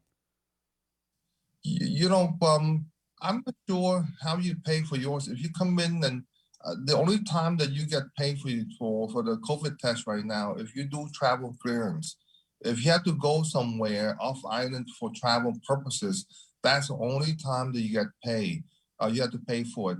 But if you come in and say, I'm in close contact, I'm sick, you should not be paying at all. I'm really surprised that those scenarios still there. If you come in and you have close contact or you have the cough and cold, you can come on anywhere. You shouldn't be paying at all.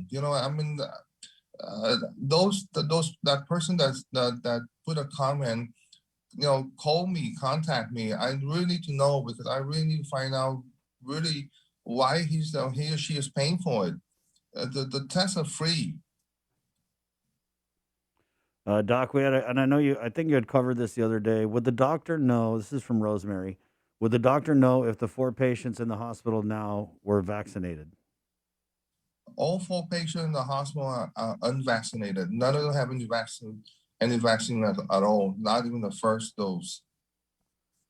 And then Dwayne comments back based on what you said, Doc. So what about to clear in for work if they have, like, let's say, for example, we're telling people if they're sick, stay home, but they have to Yes. work, so they need a test to clear to go to work. Is that free or is that something they get paid for?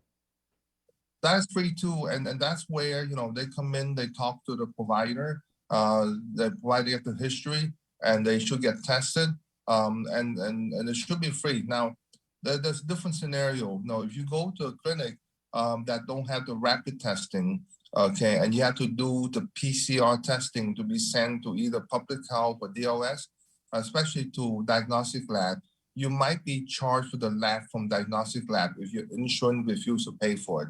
So if I'm that person, find out the clinic have a quick test or not. Do they have a rapid testing? The rapid testing are all free. The only time you have to pay something if the provider send to diagnostic lab and if the insurance denied the payment to the lab, then you might be billed for it in the future. But no one should pay for anything to come in and get tested. No. We also just got word from public health spokesperson Janela Carrera that one passenger tested positive on an incoming flight, and and so that's developing. She's going to come on a little bit after 8. Doc, we had another question here. Since sports have opened, they're not wearing masks. The people are not from the same household. Is this public health approved? No, it's not public health approved. Public health is the guideline for you to wear masks at all time in public. Okay, and again, they cannot control the private residence, but in public, the public health guidelines still you need to use your mask. And Doc, how long do you think it's going to take? As we got 961 possibly exposed with Tsubaki, 84 staff at Tsubaki also possibly exposed. Then whatever the residual is from the basketball game, Easter gathering, A-class lounge. When are we going to know and have a better idea of what we're truly facing with these 3 clusters? Yeah, you would know probably about 2-3 weeks from now. So it takes about 2-3 weeks for any type of surge to kind of die out if everyone do their part and all the testing and on the contact tracing has been done. So it takes about 2-3 weeks. So we know what the full impact of this 3 cluster make on the island. But is the picture going to start becoming more clear? Obviously, it will when we run the public health tests from today, as they're doing that outreach testing, and then run whatever you guys have.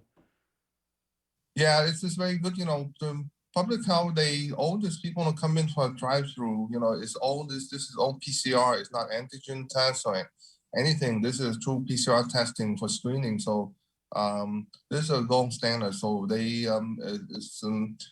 hopefully none of them turn positive. Right.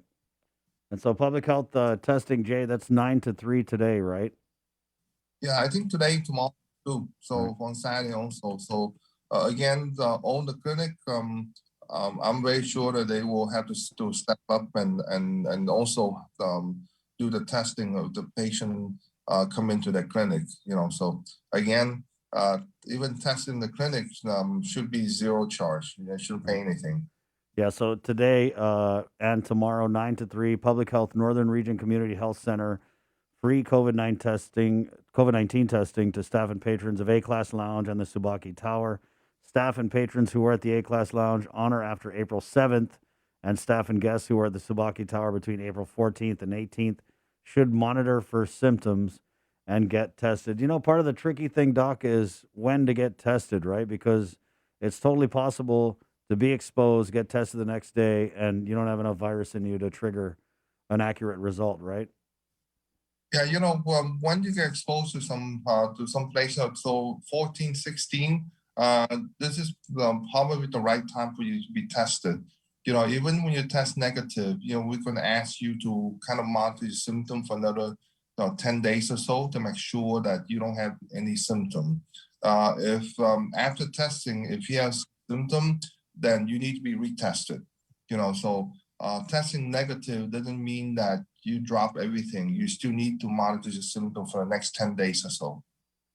Doc, given the clusters that we're now looking at, do you think that any of the protocols we have in place or any of the easing of restrictions need to be re-examined in light of this?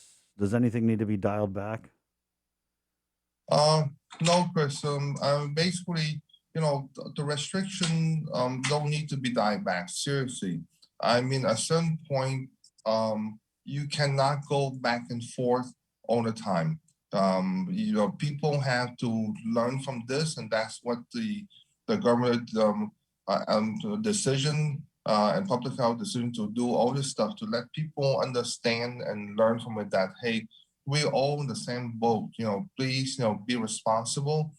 We don't want to go back and do any more restriction because it's been a year already, and our economy need to open up, and people need to be responsible. It's not the government thing; it's the people things. So we all have to be doing the right things. Again, as we have more people vaccinated, the key here is you can have positive in the community, but you got to look at your hospitalization. There's a trigger that will make me worry and make the government worry and the hospital worry is if you have 10 or more people in the hospital, we have to relook at some guideline again if the hospital get to that point. You can have positive in the community, but as long as the hospitalization is not overwhelming, then we're doing okay. As the more people get vaccinated, you might see that the cost might go up, but the hospitalization will be very low. And that's what reality is, that when you drop the restriction, you have more people immunized, people tendency to relax more, and they will be more positive, but hopefully, like I say, the hospitalization is down, no one dying. That's what the key. But again, it's all the way down to people. So last week I say, if you're sick, just stay home, don't go to work, get tested. And if you do that, it will prevent this cluster from occur again in the future. Right. So, Doc, the takeaways here are when you talk about personal behavior, personal responsibility, you're echoing comments that Chimo Mbakwem, the acting chief public health officer, just made earlier in the hour on this show. And the reason why they're saying this is because there was a symptomatic individual who played basketball with a group of people that set off this current wave that we're now looking at. There was also, according to Dr. Hoa, Subaki Tower staff who were symptomatic who went to work. Okay. And now because of that, we've got to go and call and contact trace and possibly test and investigate over 1,000 people because 2 people didn't stay home when they were sick. So when we talk about the protocols, and of course I'm going to ask, are the protocols good enough? Because it's an obvious question. But when we see these 2 cases of individuals who are sick going around other people, it's clear that that's what triggers this cascade of positives. And now I mean, knocking on wood, and we prayed hard, last night, that this doesn't mean we're going to see a surge similar to what we saw in August, because right now we don't know. Like I said, would you agree, Doc, that we're still kind of assessing this situation for the next few days? Yeah, we're still going to assess the situation in the next 2 weeks. They're still going to get very close. Public health is going to be working very hard again. Chris reminded the surge from last August or so started with one person getting sick and went to a funeral. They need one. That's it. And the difference in August and now is that quite a few of our people on the island have been vaccinated. That's the difference. Yeah. Doc, we had a question here, a little off topic, but Jan Fegger writes, how about those who are fully vaccinated since December 30th, 2020? Do they need a booster? I know we've asked you this before, and we are looking at possibly getting a booster, but not yet, right? No, not yet. You will up to a year, so you have December. As I have mine December, I probably look forward to the next shot, probably December of this year. Yeah, guys, don't freak out and go and try and get like double vaccinated. Just to, this ain't like a wear two mask kind of thing. No, but again, the key here is really to just be respectful and if you're not vaccinated yet, go out there and get vaccinated. That's all it is. Thank you, Doc. And I guess just in closing, so you guys are having the testing at AMC when to when? We open at 8:00 in the morning and close at 6 in Manila. So our testing site at just only in Manila right now, and so just off the whole day. And again, we're gonna try to do our best we can, and you can get tested also at any clinic that's doing the testing. So try to go to somewhere where they have a rapid testing. So it's kind of 10-15 minutes. You will know. All right. Well, Doc, thank you. Good luck and Godspeed. Okay, thank you guys, and be safe. Okay. Was there a meeting last night, by the way? Yes, we had a meeting last night. And we covered pretty much everything that was discussed. Oh, let me just ask you last question, Doc. Is this going to affect the plans to ease up on the quarantine, which we were told was going to happen May 1st? No, it's not going to make any plan on the ease up in the quarantine. It's when you get to 50%, and it's not just a number we come up with. Okay, those are based on study, and I think the study will start at 40% vaccinated. And there's a huge decrease in the hospitalization. And so the number is not, we don't put out our head. It's based on multiple study that we make decision on. Mm. So I just wanted people to know that those decision is not made locally. We look at a lot of study that other country have. And we kind of, based on the study, we decide to be more conservative and do 50% rather than 40%. So we should be okay. I don't think that the physician advisory group and the governor will change the quarantine guideline goal as we reach 50% of people vaccinated. Right. And we will get there the first week of May. There you go. Bold statement. Pat the half. We're getting there. Thank you, Doc. You're welcome. Have a good day, guys. Good Be luck. safe. There you go. Dr. Ho Wen, Chair of the Physicians Advisory Group. This is The Link. It's Friday, April 23rd. Janela Carrera, public health spokesperson, coming on to give us just a little more info on, I believe it was a symptomatic patient who tested positive mid-flight on a flight coming in to the island. We'll find out where it was coming from and all that good stuff. I got to take a break, and we're coming back on KUAM TV right here on The Link. Good morning. Catch SportsLink on the KUAM News Morning Show, The Link, every Friday to hear about the latest in sports news, game schedules, athlete profiles, and more. SportsLink, brought to you each week by Pure Alkaline Water, airs every Friday across the multimedia platforms of KUAM. Tune into the broadcast on Breeze 93.9 FM, on KUAM TV 11, live streaming through the KUAM News Facebook page, or view highlights on YouTube, KUAM News Facebook, and Instagram. SportsLink is hosted by Dave Delgado through KUAM Sports, and he will make sure that everyone knows what is happening on the fields, in the gyms, and everywhere in between. We got your 6 at 6 a.m. with The Link on Breeze 93.9 FM. Bree and I connect you with all the latest news and information you need to know to start your day. Then check back with Guam's news leader at 6 p.m. for the day's top headlines with KUAM News Primetime. From 6 a.m. to 6 p.m. and everything else in between with KUAM Digital, we got your 6.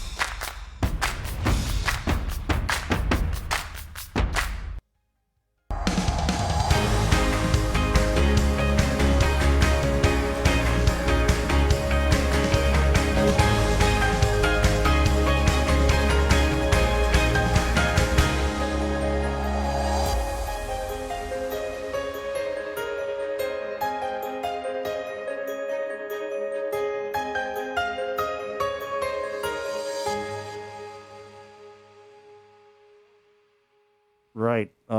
Guys, again, if you are a staff or patron of the A-Class Lounge, who was there honor after April 7th,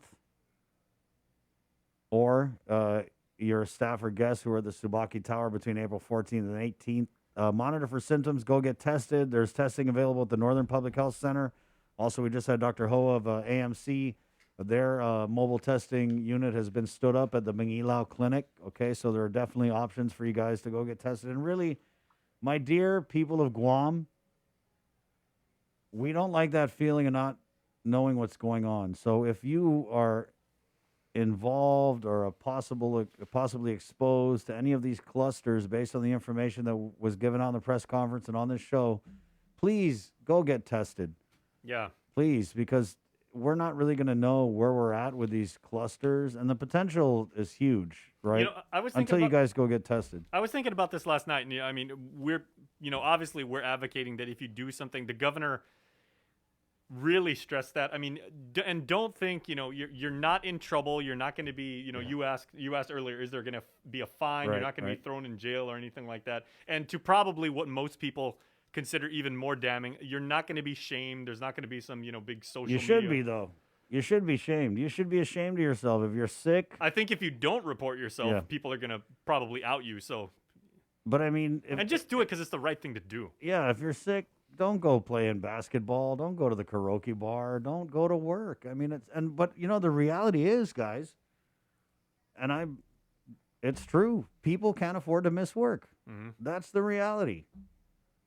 People just cannot afford to miss work. So when we hear the public health and the governor and all these people say, oh, if you're sick, stay home, that's not an option for a lot of people, sadly, because God knows we're all working hard, and there's many businesses that are making do with way less staff, less everything. And so to lose a person because they're sick for the day or days, it has a huge impact. And I know people who, we're all working for a living, and a lot of people will suck it up and go to work, especially if they're not like full-on crystallized lungs, obviously, runny nose, all the but the thing is, even if you just have the minor symptoms, you could totally still be a symptomatic carrier and transmitter of the virus. And that's why, just baseline, they say if you're sick, stay home. I mean, if your boss is giving you a hard time, and that's another reality, right? I've heard from people who say they try to call in sick, but the boss is like,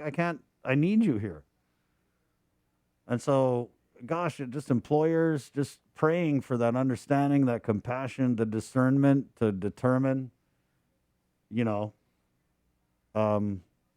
you give your employees the right advice and the freedom and the leeway to protect us all. Because yes, I know you got to make money, you got bills to pay, but at the end of the day, it's putting the whole island at risk. I mean, it really is. We're seeing just from these couple instances where one guy who was symptomatic played ball with a few people, other hotel workers symptomatic went to work. Now we're looking at these crazy possibilities, right? And that anxiety, right, of not knowing what the hell this is going to mean for us is creeping in with a lot of people. That's why we got to just do our part, guys. If you're sick, stay home. But more importantly, now with these investigations that are going on with public health, and their contact tracers, it's really key to kind of come out of the jungle, guys, and go get tested. It's one thing that Governor Leon Guerrero also mentioned numerous times yesterday in her virtual press conference was how easily, if we let this thing get even a little bit out of control, GMH and possibly our other hospital, GRMC, if not Naval Hospital, could be easily overwhelmed. So while I was streaming that, I actually stood up and tried to turn my ear towards, the area of Tamuning, and I was just wondering if all of the nurses watching that were cursing up a storm, because they're going to be pissed. Yeah. They're like, what we went through last year, and this is our calling. This is what we signed up for. We're passionate about this. We want to serve our island and our community this way. But who would want to go through that again?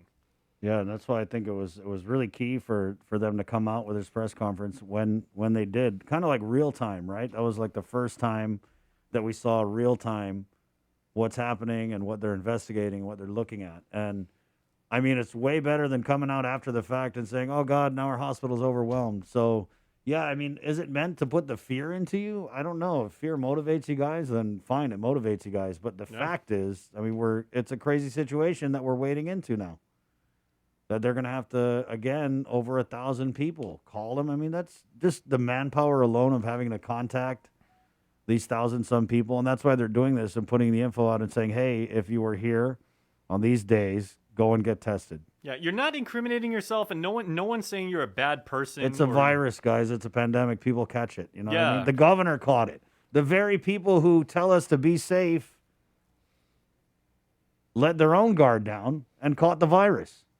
So you're not alone if you got the virus, you know? I mean, it's not a sin. And if you truly believe in enough Amalek, and so many people on social media say, you know, like, I believe it, it's what we practice, it's what we were taught. This is taking care of your neighbors. Right. This is helping your fellow Guamanian and everything like that. So please do what's right. I mean, if you were in touch with him, and Chima was even saying yesterday on the press conference, part of the challenge they're already having with the contact tracing is when people were filling out that sign-up sheet, either their penmanship was illegible, or they used the wrong number, or, you know, some people did. Yeah. People sometimes they don't always put like the correct number because they don't want people calling them, but they're not able to reach all of those people. Yeah. And if you can't figure it out from the sign-up sheet, you don't want to run into a dead end. Yeah, and so what Chima was referencing was there was a gathering up north, and I believe this was with the gathering that the Subaki staff had attended, that they had 7 people that they got the wrong phone numbers for, and they just can't get a hold of. Okay, and of course, the worry there is that these 7 people may have the virus and may be out running around spreading it. We saw how one symptomatic person at a basketball game can trigger, I mean, what could very well be an avalanche of positive cases. I mean, I don't want to get too ahead of ourselves, but you see, like, I mean, from that one basketball game leading to everything that we're talking about with that cluster now. So, yeah, please, if you were at that gathering in Jigo, Guam is small, you know who you are. If any of you guys know who they are, I mean, gosh, talk to them. Say, hey, man, call in, go get tested, do something. Help us out here, guys. 808, to the Zoom room we go, where the public health, public information officer, Janela Carrera, standing by. We'll just good morning, Janela. Hey, good morning, Chris. Good morning, Jason. I know that you guys are pretty busy, so we'll just get right into it. What can you tell us about a passenger who tested positive for COVID-19 mid-flight on the way to Guam? Yeah, so it was on a United flight last night from Honolulu. A passenger learned of the positive result mid-flight on his way to Guam. And so we learned about it as well. So, of course, we met the passenger as soon as the flight landed. We took the passenger to our isolation facility, and we initiated our protocols anytime this occurs. So the protocols that we initiated is that the 3 rows in front of the passenger and the 3 rows behind the passenger will be placed in isolation for 14 days. All other passengers on board that flight will undergo the standard protocol, quarantine protocol procedures, which is, on day 6, they'll be offered the test, and if negative, then they'll be able to proceed to home quarantine the following day. But, I just want to point out that all incoming passengers are subject to quarantine anyways. Right. So, that's the standard procedure. But it's just that those who are within the 3 rows in front and the 3 rows behind this particular passenger, just as an added layer of protection and precaution, will undergo the full 14 days of quarantine at our quarantine facility.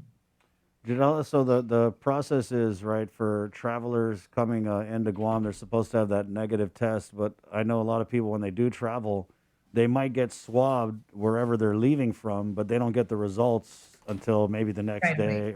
And so that's what happened in this case? Right, that's what happened in this case. And, that is allowed. Sometimes passengers arrive on Guam, may not necessarily have their results right away. And sometimes passengers arrive without results or a test in hand. And that's why we initiate or that's why we have the quarantine facility, is because passengers arrive with or without a test. But also there's no social distancing on the airplane, right? Right. So there's no 6 feet. You know, I know that some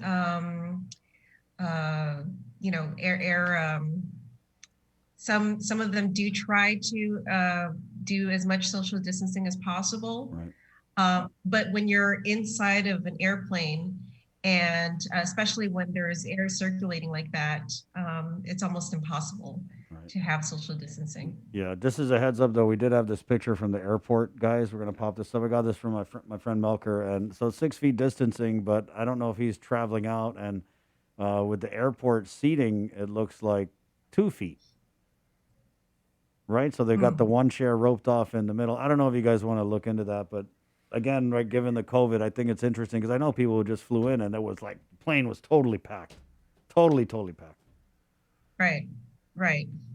Yeah, it's almost impossible to enforce that kind of distancing inside of an airplane. Right. Janella, if you could, what's the mindset after that and going into that press conference? Because I'm sure just behind the scenes you were privy to knowing what was going on before it was revealed to the general public. But what's the mindset with public health? It kind of seems like there's some urgency with the mobilization and responding to these clusters. Well, you know, really our concern is just ensuring that we can get in touch with all those who may have been potentially exposed, ensuring that our team is capable of being able to offer the testing to everyone, because, you know, you are talking about a potential of over 1,000 people. And right now, the only place that is offering that type of testing is our Northern Public Health. But, you know, we do have our other providers, such as the private clinics. But of course, our Northern Public Health right now, we're doing our best to see if we can spread it out. And that's why we've offered multiple days of testing. And then getting in touch with everybody else. As you mentioned right before I went on, there are still those close contacts that we're unable to get a hold of. And then, you know, just ensuring that these cases don't spread even further into the community. You know, we are in a good place right now. Our CAR score is still relatively low. And we don't want this to be another case where it starts out with 1 or 2 or 3 cases and then balloons into something big and becomes another surge. It started out in the community, unlike our last surge where it was an imported case, came from off island. This one is in the community, and hopefully, you know, this is something that we can contain. And you know, it started out as a holiday case. It came from an Easter celebration. So, but I think, you know, we're very confident in our team of investigators, contact tracers. They've been at this for over a year, 18 months. So, you know, I think with all the experience that we've had, I think we're very confident that we're going to be able to contain this. Let me ask you another though. So we're making the call. If you were at Tsubaki or A-Class Lounge, go and get tested, Northern Public Health. But the contact tracers, are they still going down the line and trying to call all these over 1,000 people? You know, it's going to be difficult to call over 1,000 people in the span of you know, just a few days, and that's why we put the call out. Yeah. So if anybody was at Tsubaki Tower or A-Class Lounge, any of these involved in any of these clusters, you know, we're asking them, you know, we don't wait for the call, because if you know that you were part of this, just come out and get tested, because that is a lot of people to be calling. Yeah. So don't wait for the call, just come out and get tested. And, you know, again, we have the dates already. So it's starting today, and then we have tomorrow at our Northern Dedido Public Health. 9 a.m. to 3 p.m. so you can get tested then. And so, but we are going to do our best. We have the login sheets, the sign-in sheets. We are going to do our best to contact those who may have been exposed or may have been there. Of course, we're going to try to start with the most close contacts that have been identified and work our way out from there. But I mean, if you visited Tsubaki Tower over the weekend or A-Class Lounge on those dates that were specified, if you know you're one of them, just come out and get tested. God, I was just talking with my lady last night about going to go karaoke. Freaking A, man. Had it all planned out. Date night at Tsubaki, then karaoke after, and then boom, out the door. There goes that idea. All kidding aside, Janella, so yeah, and that's why I asked, because I know that we are putting the word out, but then I also know that the routine contact tracing, because we've been in this a year, I almost feel like I could be a contact tracer. But I know that they do also try and get a hold of those people, so that's why I kind of asked. And I know it's gargantuan to go down the line and call all 961 patrons and 84 staff and everyone else, but is that part of the effort that's being done? Yes, it is definitely part of the effort, is to go down the line, try to call all of them, but to do that in 2-3 days, even 4 days, may not all happen in that time frame. So it's possible that by the time we call someone, they may have already gotten tested. Right. So, but it's also possible that by the time you guys call someone, they may have not been tested. It may have gone around. That's true. Right. Yeah. So I mean, really up against or the clock. they may not be aware. Yeah. You know. So, but what we're hoping is that, you know, by the time we call them, they have received the word, they had gotten tested, and that's what the call out is for. That's the purpose, is that, you know, they're aware, they go and get tested even before we call them. Right on. And that's why we're grateful to, you know, be able to have this opportunity. And we did the press conference yesterday as well, is so that we can push out that message to the community. Yep, we're here to help, Janella. So if anything develops over the weekend where there's other group of people that you need, just jump on, you know, whatever we can do to help, because really want to just get the lid on this thing, right? Appreciate it. Yes, absolutely. We appreciate you as well. Thank you, Chris. Janella. Okay, bye. 817. Yeah, speaking of getting the word out, we do want to really emphasize that there is let me get that scripter. Today and Saturday from 9 to 3, as we've been saying, at the Northern Regional Community Health Center, free COVID-19 testing to staff and patrons of the A-Class Lounge and Tsubaki Tower. If you were a staff or patron who was at the A-Class Lounge on or after April 7th, and staff or guests who are at the Tsubaki between April 14th to 18th, you should monitor for symptoms and please get tested. Also, if you are a resident in the South, or you'll be around there, residents wanting to receive the vaccine can register to get their shot today or Saturday down in Lahan at the Public Health Southern Community Center. Go to KUM.com/vaccinate, and we've got the links where you can register online. Please, everybody, get both shots. You need, for Pfizer or Moderna, you need both of them. So Guamanians needing either dose 1 or 2 of either Pfizer or Moderna, you do qualify, and vaccines will be distributed in Inalahan from 9 to 3. But please go on our website and make an appointment to do so. You need both shots. 819, we're back with in-depth news, and Jason Solis next, right here on The Link. Good morning. Eat, drink, and repeat at Hilton's Island. KUAM's multi-platform morning show, The Link, just got a little more delicious with Feed Me Fridays. Chris, Sabrina, Jason, and the rest of the morning crew will take some time each Friday to talk food, taste food, and bring you all the latest and greatest in food from King's Restaurants and Ruby Tuesday Guam, old faves, new hits, and everything on the menu in between. It's Feed Me Fridays on The Link. Join the Foundation for Public Education as they recognize some amazing teachers in our community and award one deserving person the title of Teacher of the Year.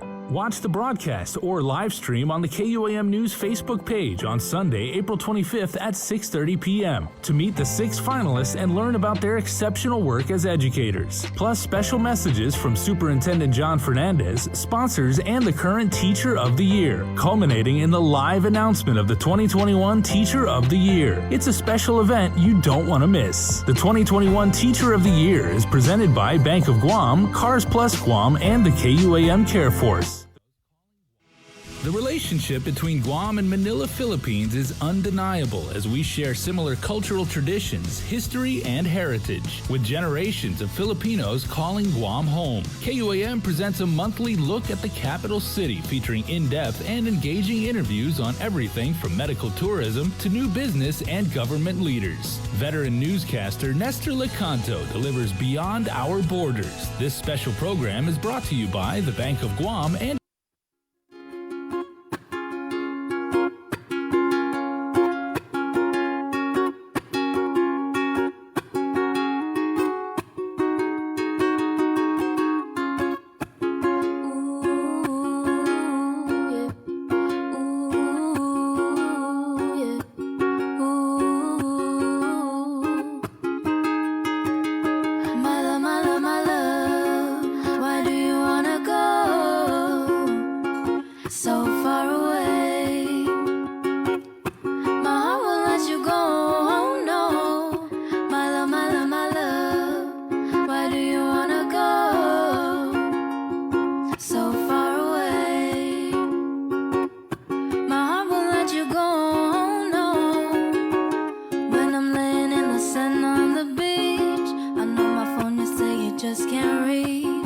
We got this, Guam.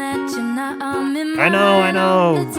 Man, you could tell the governor was pissed off yesterday. Her tone, right? And just, I mean, I don't blame her. Yeah. Yeah, I mean, normally, she tries to be very diplomatic and say, like, okay, I'm easing the restrictions, or I'm implementing some things that you may not like, but I'm doing this for you. Yesterday, it was almost like yesterday it was like, I told you guys already what you have to do, and don't want to listen. Now look, hi, and because think about it, in 7 days is May the 1st. Yeah, and I think that's got to be part of it, and God, donuts. How many times have we made plans during this pandemic only to find out that we shouldn't be making plans during this pandemic because all our plans get the virus? Remember last year when Uncle Carl was gadai to reopen tourism in July? Oh, that was out the window. And now we're looking at this May 1st reopening. And granted, and they brought this up in the press conference, none of our source markets are even traveling right now.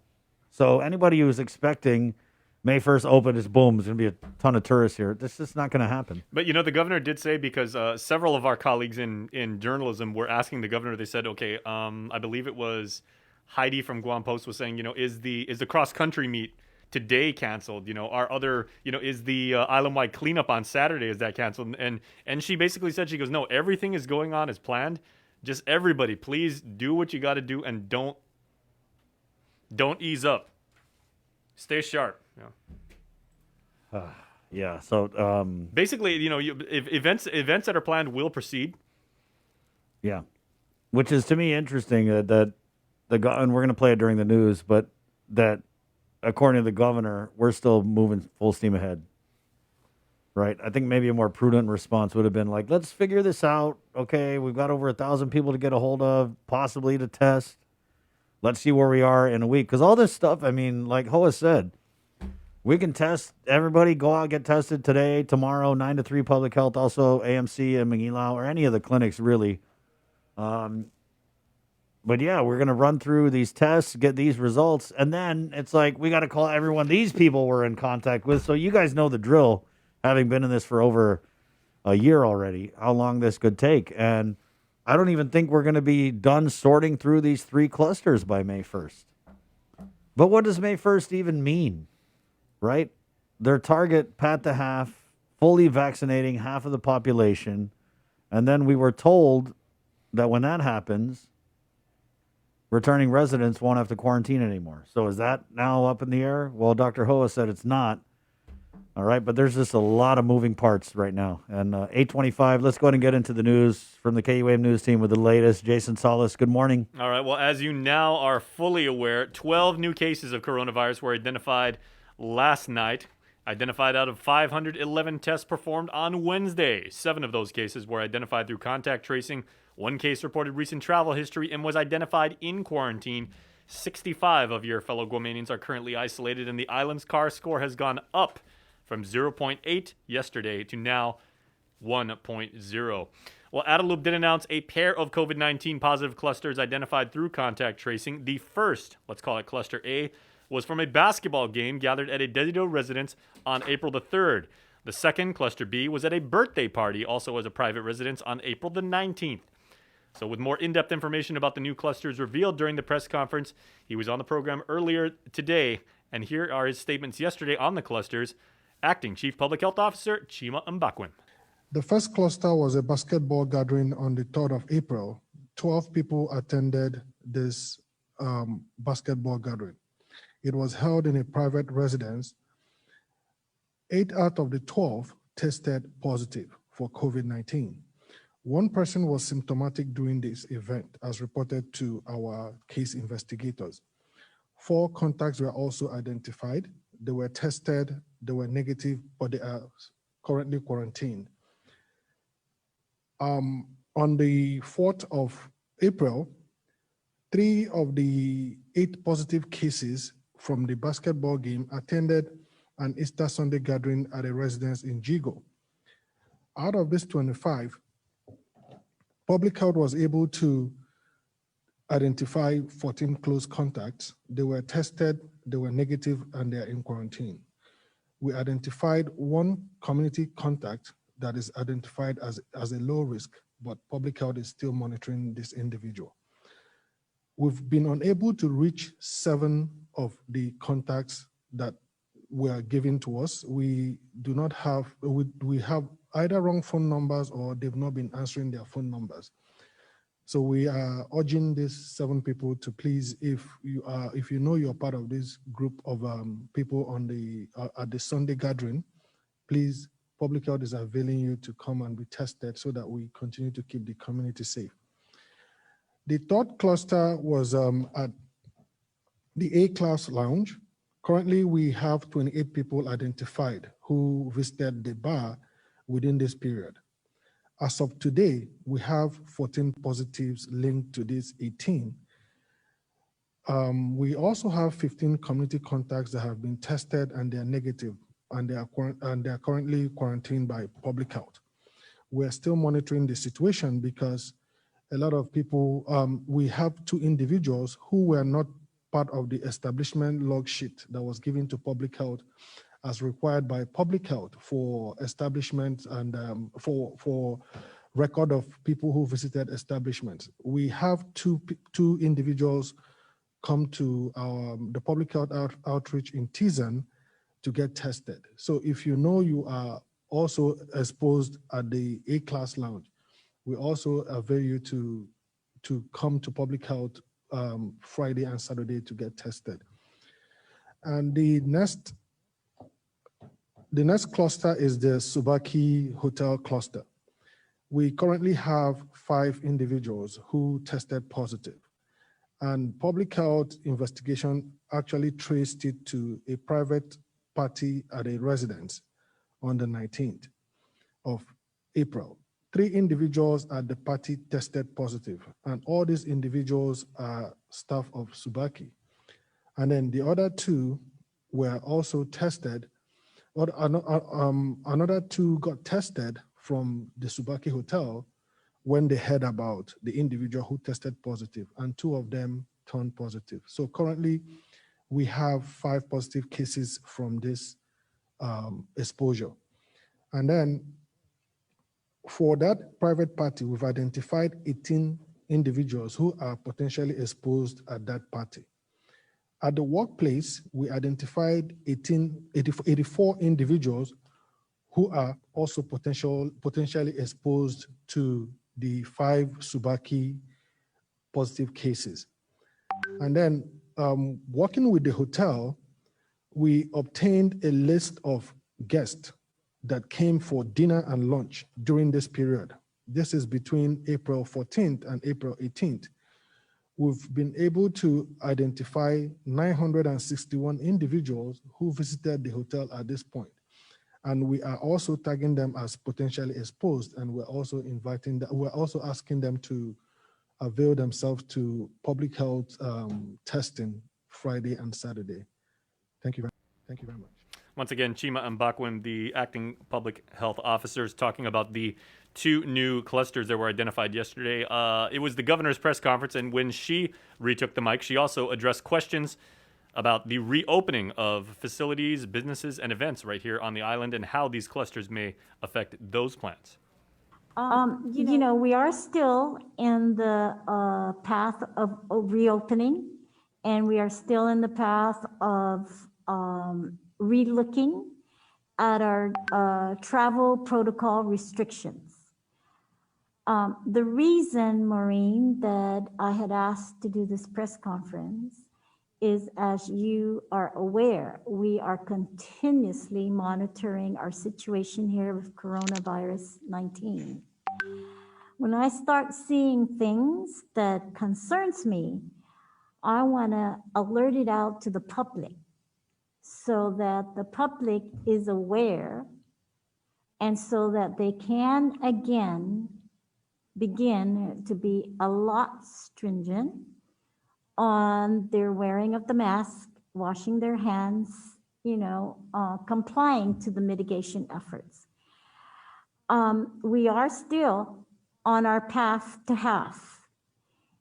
I have said that the May 1st opening is contingent on our achievement of that goal, and as long as the conditions continue to measure that we are still containing this virus.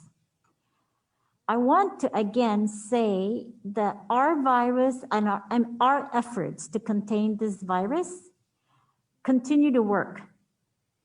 But when I start seeing things that is getting to be a little concerning for me, I want to alert our public so that they are aware that there are some slight increases to these positive cases. And as you heard Chima, these are coming from social gatherings. They're coming from, parties. They've come from the bars, one bar, as far as we know so far, but we continue to investigate it. So I want people to know what is going on so they can regroup again and adhere to the protocols, adhere to the preventive mitigation efforts so we can continue to contain and maintain this. I am hopeful and confident that we are, and I'm very hopeful and confident that these numbers will continue to go down again. But it would be irresponsible of me not to let the public know about what we are seeing, and we want to work with the public to prevent it from any more increases. All right, and we do want to reiterate that on today and Saturday from 9 to 3, Public Health's Northern Region Community Health Center in Dededo is offering free COVID-19 testing to staffers and patrons of the A-Class Lounge and Subaki Tower. Staff and patrons who were at the A-Class Lounge on or after the 7th, and staff and guests who were at Subaki Tower between April the 14th and 18th should monitor themselves for symptoms and get tested. Now, residents wanting to receive the coronavirus vaccine, and you must get both of your shots. That is key. You can register to get your shot today on KUAM.com/vaccinate. You'll be able to get your shot today or Saturday at Public Health Southern Community Center down in Inalahan. Guamanians needing either dose 1 or 2 of Pfizer or Moderna, you do qualify. Vaccines are distributed there from 9 to 3. So please make an appointment and please get your shot. Please get them both.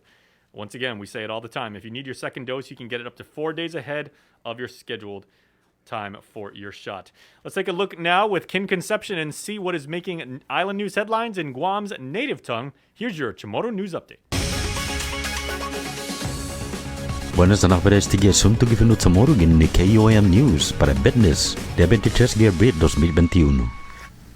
Guay na tisang grupo ni Pesti pa cluster siya into yung semana na tempo sa senggot pi kinalahunya yung numero ni positibo jadi siya man mates per COVID-19 sa magahaga luliang rasangan na debilita fansate na su managang press conference i gobyerno giniga para solicita gitaw tautan na mga hit mamara umandahin may sahid sa familiata sa diroga todo estay bidata para tafan mas libiano.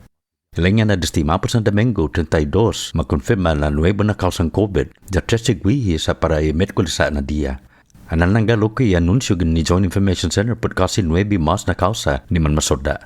Ifinin na nagrupo pa cluster sa maristreha tatig yung wagon basketball ni masusedi yung gumataw-taw no 8 gidosi guihi masoda na maninadya ni Ipesti. Guasya gui manahanog i después guati gi A-class lounge gita tomum no posible na tisferi Ipesti guati gi otusiya mas na taw-tawgi. Mentasano gatalo otro na grupon maninadzi no empleo sa Baki Tower ane manggupag sa jigo gimapos na semana. Giadzo 84 na empleo. Diyan kasi 961 na customers di manhano para adyo na hotel. Gidia 14 estay dead si 8 giabrit sa sinihan man tinatmi. Sa poresti siya ay gobyerno anunsya na Northern Regional Community Health Center sa matutuhong ginigam na dia ites para di siya ay sinihan man tinatzi.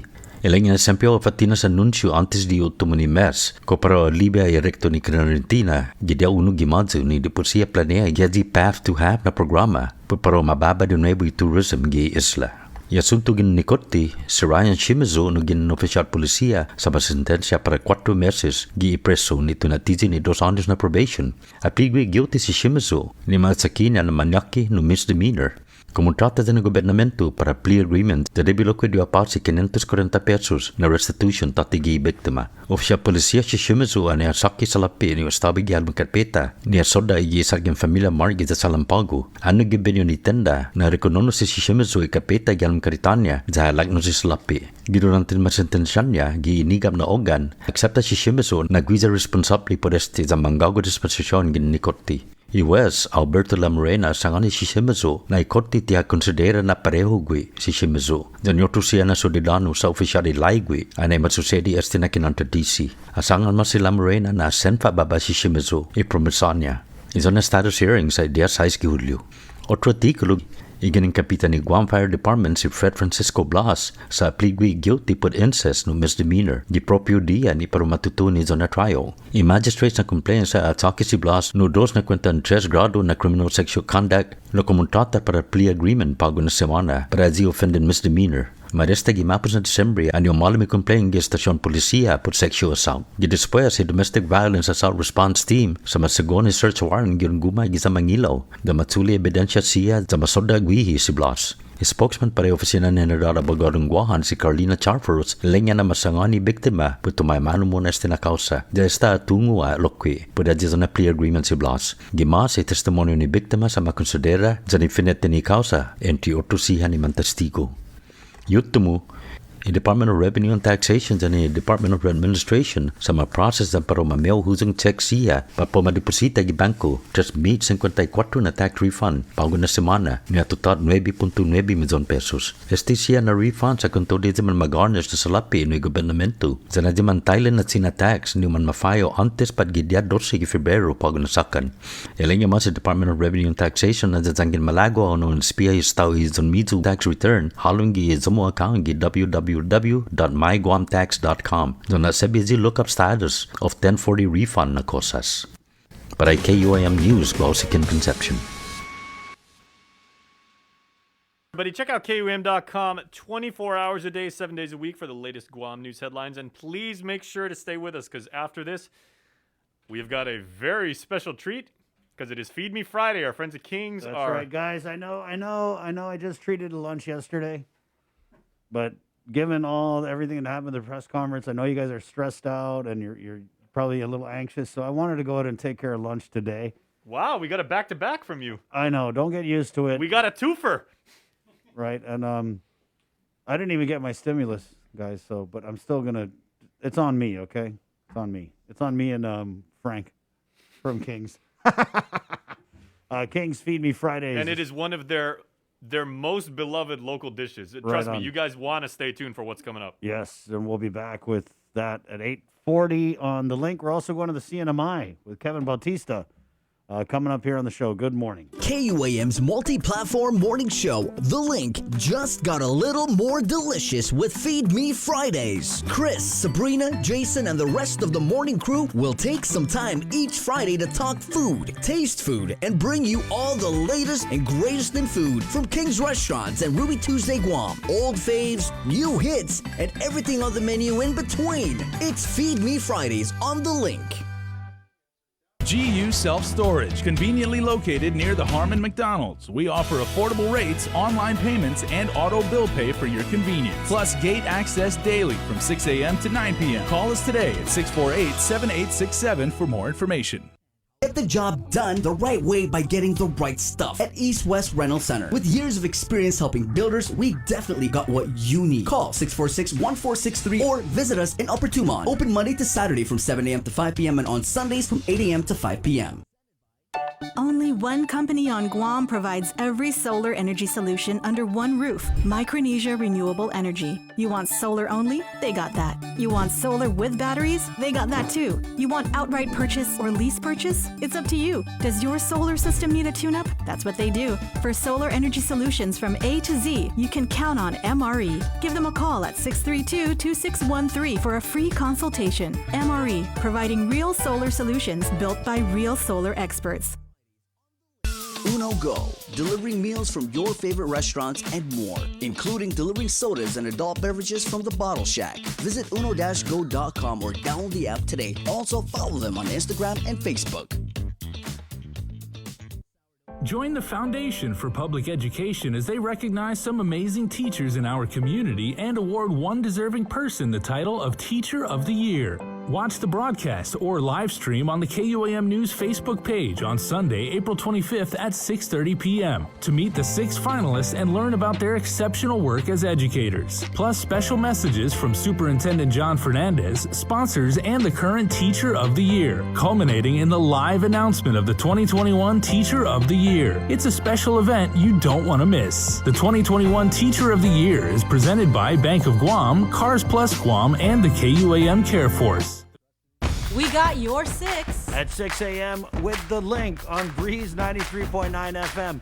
Bree and I connect you with all the latest news and information you need to know to start your day. Then check back with Guam's news leader at 6 p.m. for the day's top headlines with KUAM News Primetime. From 6 a.m. to 6 p.m. and everything else in between with KUAM Digital, we got your 6.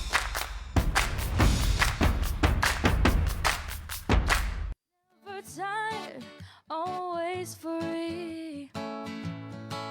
Nana's cooking filled the air. Lots of love everywhere in that old tin house by the sea. Every day when chores were done, Doctor said, go have your fun.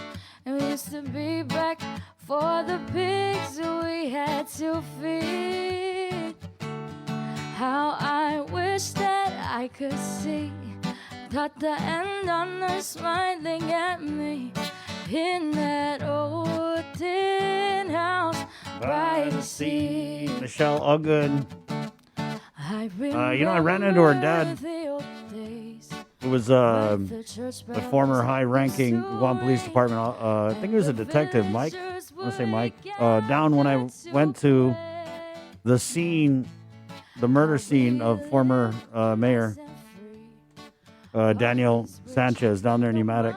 And that being said, there's also today, this morning at 10, a presentation ceremony in honor of the late Mayor of Pneumatic and former Mayor Daniel Cananta Sanchez. So just wanted to play that from Michelle Ogden. Okay, sending it out to all my friends and relatives. Yep, I've got some relatives down there on the Gulfigan side. Good morning, Pneumatic. And again, our condolences. It's Friday, April 23rd. Feed Me Fridays. Yes. Something we should do every day. But I don't know if my waistline would appreciate. Well, you know what? I mean, King's, of course, is known as, the place on Guam that you go for, comfort food. Right. And Chris, could a King's entree, could a dish make you any more comfortable than their world famous ham hocks and beans. This is huge, man. Ham hocks and Mongo beans. We're gonna take a really nice nap. Yeah. All right. This dish, I can probably say, like unofficially, has knocked out more people than early Mike Tyson. Yeah, definitely, definitely, Jay. And hey, you know, if you're having a little anxiety about everything that's going on with these clusters, maybe you go to King's, order you some ham hock and Mongo beans, and just hibernate until it's over. Let's bring on our buddy Kiko here from King's in Harmon. My favorite Kings. You know, we're a little biased. They're our neighbors. But Frank, good morning. Thanks for joining us. Good morning, Chris. Good morning, Jason. Good morning. How you guys doing? Well, we're doing really good now. This is classic. Ooh, yeah, look at that. There you go, the ham hock cam. Frank, let's just talk a little bit about the history of this dish. How long you guys been serving it, and what is the response? Because this, I feel like, is just one of the go-tos. Well, we've been serving ham hocks ever since when I started about 18 to 20 years ago. It was already on the menu. Wow. So it's been on the menu for the longest time as I can remember. And it's one of, like you said, it's one of our power dish. You can have it in the morning. You can have it at night. You can have it at lunch. Late lunch. Early lunch. Late dinner. You're sounding like Yes. that Lord of the Rings, and they have like first breakfast, second breakfast. Because it might take me 3 sittings just to finish this ham hocks and Mongo beans. Yeah, Frank. When you guys are checking, you know, like the weather at King's every morning, and you guys like get the weather report. If you know that it's going to rain like all day, do you basically tell like your kitchen staff, all right, guys, get ready because our probably the number of Mongo beans we're gonna have to get ready and ham hocks goes up by like 20%. Correct, Jace. So yeah, sometimes the weather plays a big role. If it's raining, ham hock, beef shank really goes fast. Ooh. So we have to prepare. A lot of preparation for that. Frank, we had with our first Feed Me Fridays, it was the beef shank, which was, oh my God, out of this world. Totally out of this world. Totally tender. That's a classic, right? Ham hocks and Mongo beans. Frank, how many of these do you guys go through a day at the King's locations? Wow, a lot. Yeah, that's what I thought. That's a lot. And it's actually healthy for you guys because I don't know if you know, but Mongo beans are Asian lentils. Mm-hmm. So it's a little bit bougie, a little bit healthy because lentils are fiber, and they totally cancel out anything that may be going on with the ham hocks because it's just so healthy. Anything that's called a lentil, that's got to be healthy, right? Right, Frank? So it makes it a little balanced with that. The Mongo beans and, the ham hock. Right. Dude, this is fall off the bone. We got a comment here from Joy. She says, fall off the bone, mungy. And it's not enough. Yeah. Well, actually, okay, Frank, since Chris brings up the bone, that is a really good point because some people might be looking at this and they say, why do you guys leave the bone in? And can you just no, but for people that don't know, how important is it to actually, cook with the bone there and then actually serve it with the bone? Well, the bone, that's the flavor. Like what Chris said, the bones holds all the flavor and we need the bone in there. We cook it with the bone and we serve it with the bone. So you can get as much flavor as you can. Amen. When you're consuming. It's all about the bone, right, Frank? Yes, sir. Bring that bone home for your doggy. Henry David Thoreau said, you got to suck the marrow out of life. Frank, let's talk about this recipe. Don't give anything away because, man, I don't want you guys as aunties out there to get mad. But hey, this is some trade secret stuff here, Chris. I know, but this ham hocks and Mongo beans from King's, I know families that they don't even bother trying to make ham hocks and Mongo beans. They're just like, just order King's. So what goes into this recipe, Frank, that you can tell us about? Don't give away the secret. Well, all I can say is it takes so long to prepare it. How long does it take to cook it? How long does it take? About 4 hours. Wow. 4 hours to prepare. And I know, Frank, how many people do you typically say, will this serve? Maybe 2, 3. Yeah, because I'm looking at Joser's got a really good shot because you're actually, and people make sure to use, King's drive-up service. They're being really safe, socially distant. You can go there, just pick your stuff up in your car, you're on your way. But you're serving in the plastic bowl that I know you guys put the sundaes in, and like some of the, you guys can put the salad in this. This is a big bowl. Yeah. This is a lot of food. Man, that's got to be like 3 to 4. I mean, unless you're just gung-ho and you're going to go for it and kill it yourself. But yeah, I could see this. Because the part I like, I love the ham hock, of course. But I really like the mongo beans and the rice.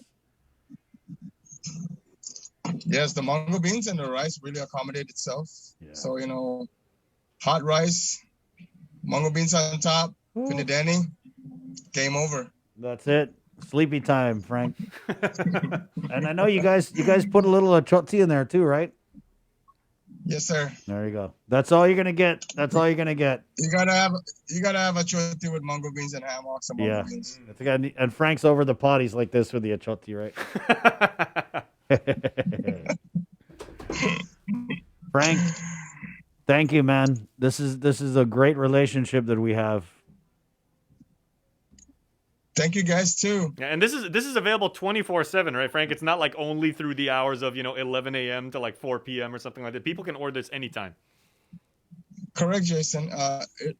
We try to launch. We try to serve all our menus. We also have like breakfast values, dinner values, but we try to serve all menus 24 hours. Right on, Frank. So ham hocks and mongo beans today. What else you guys got cooking at King's that people might want to check out?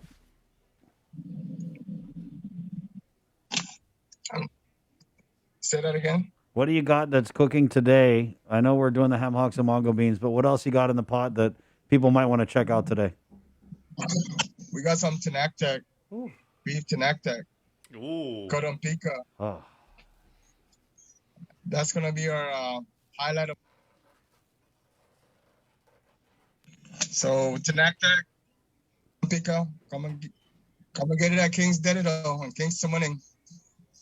Boom. Hey, Frank, I don't know if you can see this, but Chris is obviously wearing his mask and everything. I can see him smiling from ear to ear. Yeah, and like his teeth are coming out the sides. There's about 3 ounces of drool in my mask right now. So I know tomorrow I have country grounds lined up for you folks. But if you want to run it back, run anything back, we can run it back. If you want to run back the beef shank, we can run it back. If you want a tinactek, we can expose that a little bit. What do you gentlemen think? Let us get through these ham hocks and mongo beans first, Frank, please.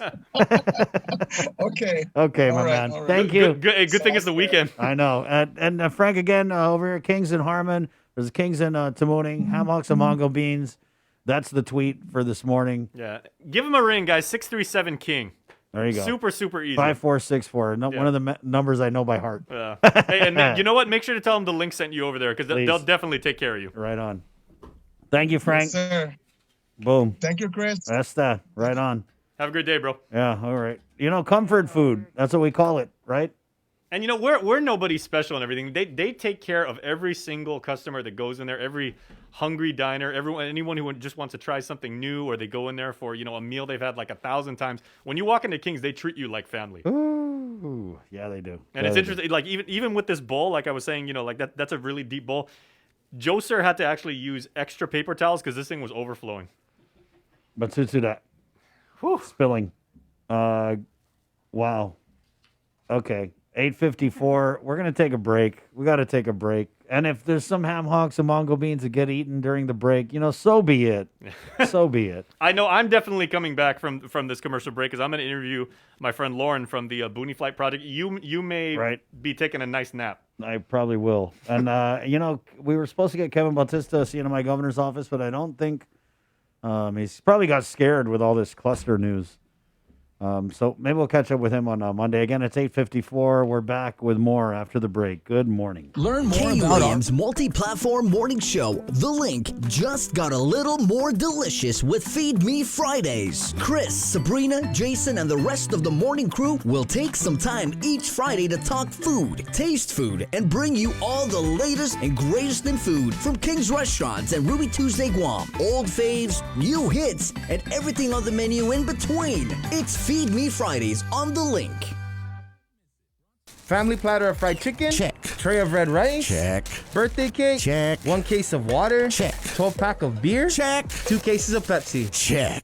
When you have a long checklist but are short on time, we got you. Get it delivered by us. Order on the app or website at uno-go.com. Guam on demand. Shoot, I forgot the paper product. Oh wait, UnoGo has that too.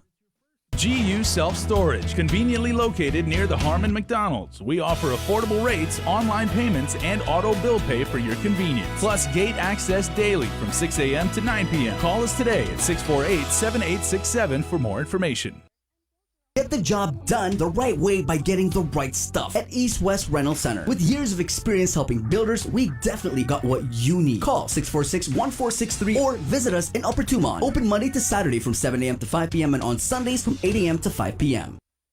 Only one company on Guam provides every solar energy solution under one roof. Micronesia Renewable Energy. You want solar only? They got that. You want solar with batteries? They got that too. You want outright purchase or lease purchase? It's up to you. Does your solar system need a tune-up? That's what they do. For solar energy solutions from A to Z, you can count on MRE. Give them a call at 632-2613 for a free consultation. MRE, providing real solar solutions built by real solar experts.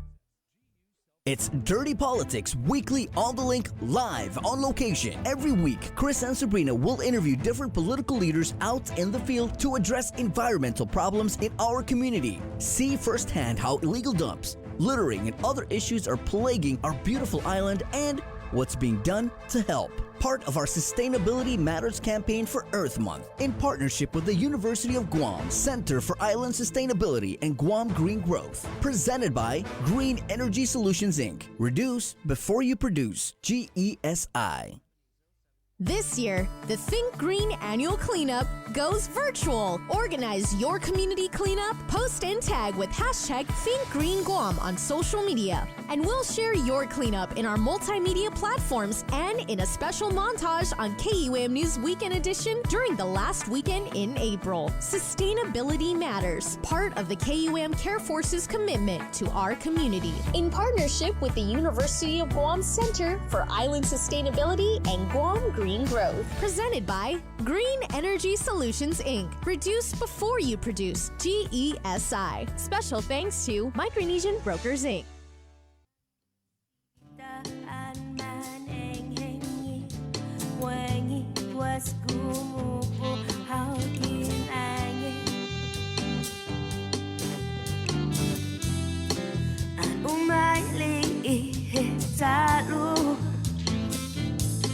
All right, welcome back to The Link, everybody. We are winding the week down, but we have some very, very good news about good people doing a good thing in our island community. We brought in our friend Lauren Cabrera on a few weeks ago, and she is heading up the Boonie Flight Project. It's now got an official name and an Instagram page and a Facebook page, and you can go over there and check it out. A couple weeks ago, they actually sent a cadre, let's call it, of 25 canines that were displaced here. They were just Boonie dogs that didn't have a home.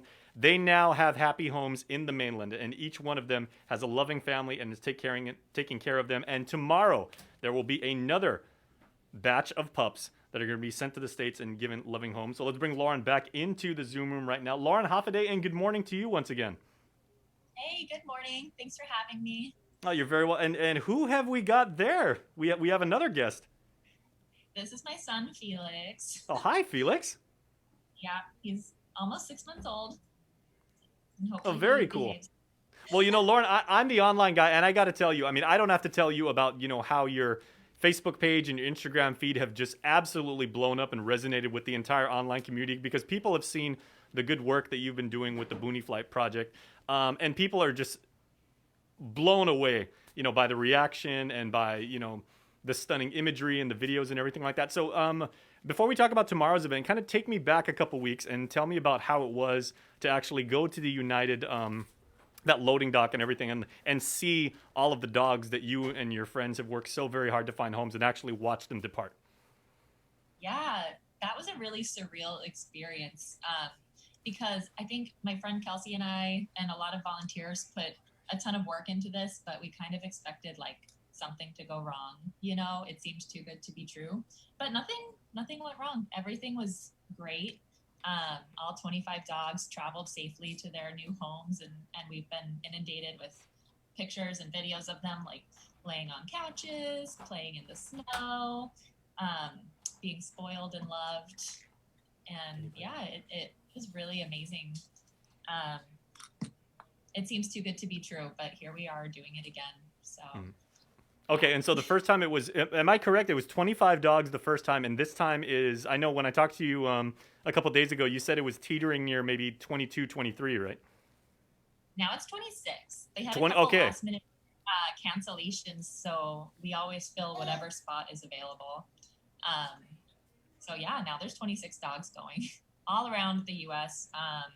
We have Seattle, Kansas, Florida, and a lot of New Hampshire dogs again. Now, I'm going to use a cliche here, but, you know, like a picture tells 1,000 words and everything, and we've got that montage up on screen as you and I and little Felix are talking. But I don't know if they can accurately convey the emotion that was going on, you know, by all of your volunteers and your friends and people that, you know, just gave of their time and their love to make this happen. So tell me emotionally what it was like to actually see the work that you were doing, you know, come to fruition that day. Oh, there were a lot of tears. Most of them were yours, I'm assuming, because you said you were going to let the waterworks go last time. Most of them mine. I didn't cry at the send-off, but seeing the videos of people meeting their dog that they've like been dreaming about and talking to me about for the first time, those were really emotional and really sweet. Yeah, it's just really amazing. Dog rescue here is a lot of heartbreak because, you know, you find dogs in all sorts of awful situations and then you struggle to find them a home, and then sometimes you find them abandoned later on after you took care of them and found them a home. So it's really nice to have like something so uplifting and such a happy ending for the dogs. I think that's why everybody wants to help. Speaking of, I know you brought a guest on with you last time, so it was Lucy who was supposed to be on her way to Alaska, right? How's she doing? She's good. Her new owner sends me pictures of her like curled up in her toy basket, sitting on top of her stairs outside. She absolutely adores Lucy. They're like a perfect match. It was a really long flight for her, but I don't think she cares anymore. Now, we deliberately were showing you these pictures, everybody watching right now on Facebook Live and on KUM TV8, of the montage of the dogs leaving. Make sure to go check out Lauren's Facebook page at the Boonie Flight Project, because she's also got a bunch of pictures and videos of the dogs arriving and then actually making their new homes with their new families. And it's stunning stuff. I got to tell you and everything. Like you said, not a dry eye in the house. But, have the new owners, I don't want to say owners, families, like messaged you and just said, you know, like how the dogs have behaved and how they've acclimated to their new homes? Oh yeah, we have group chats actually with all the new families of the dogs. And every morning I wake up, you know, they're on like East Coast time, most of them. So every morning I wake up to like 40 messages and pictures and videos of what their Boonie dog did today. And everybody thinks they're really cool dogs because they're not your usual mutt, you know, like they're really mutts, and they have the big ears, and they're also unique looking, and they have a cool story. So people are really proud of their Guam dogs. It's right really on. Awesome. We have like so many people who want to adopt them now. It's hard to keep up with. Okay, now you, of course, you were telling us last time, before you made Guam your home, you originally hail from New Hampshire, and a lot of the dogs that you've helped to find homes like went to like kind of the New England area. But where else in the U.S. Have these dogs found a home? So far, Alaska, Indiana, DC, Texas, New Hampshire, Vermont. This time around, though, we're Kansas. We have dogs going to Hawaii even. Oh, nice. Yeah, apparently even Hawaii doesn't have too many puppies. And we've had like maybe 4 more adoption applications from Alaska also. So I think we'll be sending more dogs there in the future. Pretty much, I bet they'll end up everywhere. Seattle, we have a couple dogs going to LA. I remember that. Yeah, you said there were a bunch going to Seattle. So, and again, since we talked last time, have there been many more people who said they'd like to volunteer or just reach out to you or say, you know, I've got tips on where where more dogs are going to be? Oh yeah. Every day we probably get at least 5 volunteer requests. A lot of them are stateside, but we have a lot of people asking to help here too. And the best way people can help is if they want to have a puppy for a week or 2, we can give them a puppy. They don't have to keep them. We'll send them on an airplane. So at least you get to like have a puppy for a week or 2, but you don't have the long-term responsibility. We really need foster homes for the puppies before they fly, just to get them a little more socialized and to make sure they stay safe and healthy. And so it's easier for us to like bring them to the vet and everything. Exactly. Yeah. So anybody who wants to foster a puppy, just message us on Facebook. Well, I think one point that you made abundantly clear in your story with our Peter Santos last night, we've also featured a couple times here on the show, is just the cost of doing this and everything. And again, you're a nonprofit organization. All of your team are basically volunteers, and they're doing it, out of the kindness of their own hearts. But this kind of thing has a substantial dollar figure attached to it when it comes to getting the dogs ready, getting them dewormed, or a lot of them have to be nursed back to health and gotten in a travel ready mode. You also said that you're looking to hopefully take a lot of the burden off of game to actually house these dogs and everything like that. So what are you looking at in terms of, kind of like cost reduction? I know you said last time you were planning to work with some of the policymakers, and you've basically got a vision for this organization. Yeah, so the cost is a lot. The flights are expensive. For the puppies, we try to break even through the adoption fees, but like you said, we still have all these vet costs, and we have to buy crates, and those are expensive.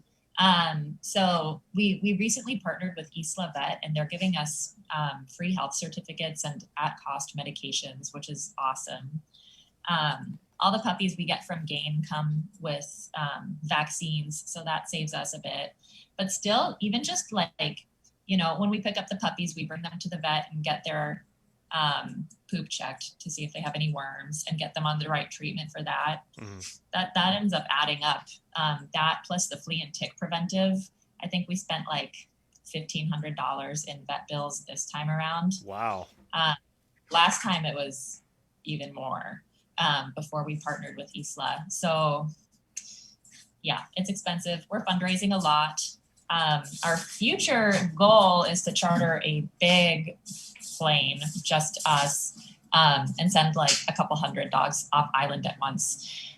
That's going to take a lot of planning and a lot of fundraising, but I think we could break even on the flight cost through adoption fees. It's just the vet fees and the crate fees that are going to be the tricky part.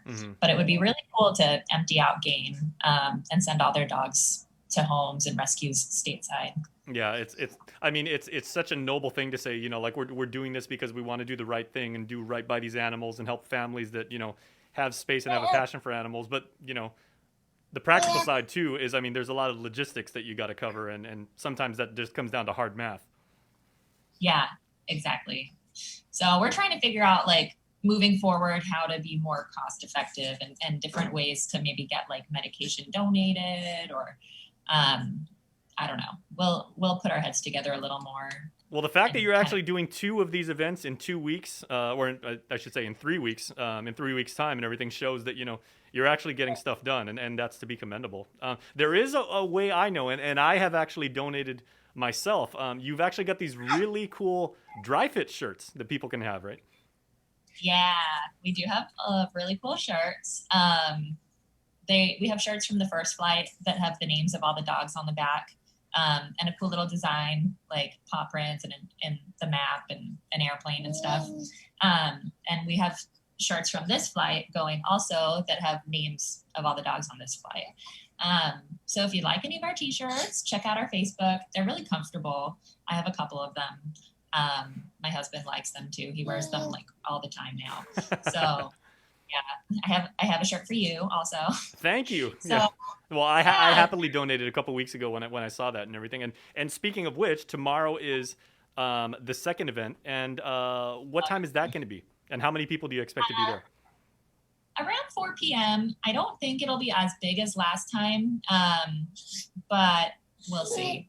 There'll be 26 dogs and their caretakers. So it just depends on how many puppies Kelsey brings. I think she's bringing like 10 puppies herself.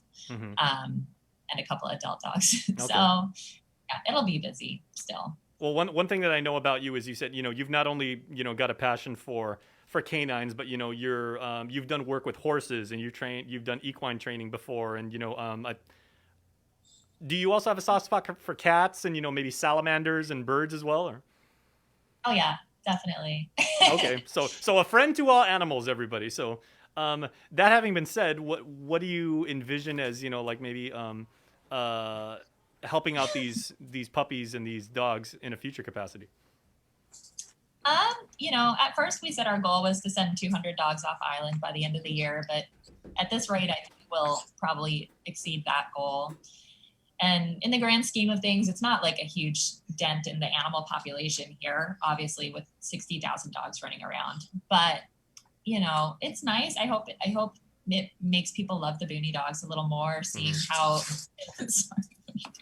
how like high demand they are stateside. Well, your little man obviously can't wait. He's like, Mom, let's go send these dogs off and let's go find him some happy homes, man. I'm ready to go. He's so wild right now. He's very excited, I guess. He's happy to be on Facebook, and obviously he's very proud of you and the work what has basically become like a family operation, including your extended family with all of your friends. So everyone is welcome. If people on Guam or people that find your Facebook page and join your group, if they would like to help out, they're certainly welcome to, correct? Yeah, we love help. Any help, even just towel donations. We had a volunteer bring us a bunch of blankets yesterday that we can line the crates with. This dog, you might see down there, Tofu, we found him. He just showed up at our house last year and he was like so sick and skinny and unhealthy. And we got him healthy and he's a total love. And I didn't try to find him a home because I was like, we'll just keep him. It's hard to find adult dogs homes. But once we started this project, I was like, maybe somebody will want Tofu. He's like a perfect family dog. We have a lot of dogs anyways. So he's moving to Nantucket tomorrow. All right. Gonna live in a house with 3 kids. Tofu, he's a very good boy. Yeah, I don't know if you can see him. Oh, very nice. Well, the name of your organization, obviously. Oh, there he is. Hi, Tofu. There's Tofu. Oh, Tofu, say hi. Okay, never mind. See, it's a family thing, and although the name of this organization is the Boonie Flight Project, obviously this is just not like a one-time shot gig and everything like that. This is an effort that goes on and will continue to go on as long as there are Boonie dogs who need a loving home. Yeah, and that will probably be a long time. So as long as the airlines still fly dogs, we'll still send them out. Well, there you go. Well, Lauren, we do appreciate everything that you're doing. You're a friend to animals everywhere, and clearly you've got your hands full, literally and figuratively, with the job tomorrow and everything. So best of luck to you. Thank you. Thanks for having me. All right, and please make sure to join their Facebook group and follow them because they're really good people doing some really good work in our community. And stay tuned, everybody, because when the link continues, we've got more coming up. So stay tuned. You're watching KUAM. GU Self-Storage, conveniently located near the Harmon McDonald's. We offer affordable rates, online payments, and auto bill pay for your convenience. Plus gate access daily from 6 a.m. to 9 p.m. Call us today at 648-7867 for more information. Get the job done the right way by getting the right stuff at East West Rental Center. With years of experience helping builders, we definitely got what you need. Call 646-1463 or visit us in Upper Tumon. Open Monday to Saturday from 7 a.m. to 5 p.m. and on Sundays from 8 a.m. to 5 p.m.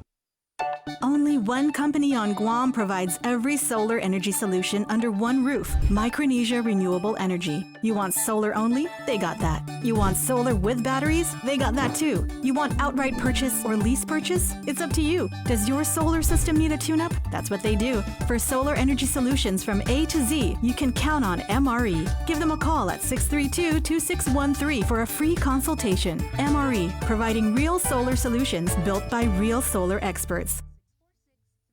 Uno Go, delivering meals from your favorite restaurants and more, including delivering sodas and adult beverages from the Bottle Shack. Visit uno-go.com or download the app today. Also follow them on Instagram and Facebook.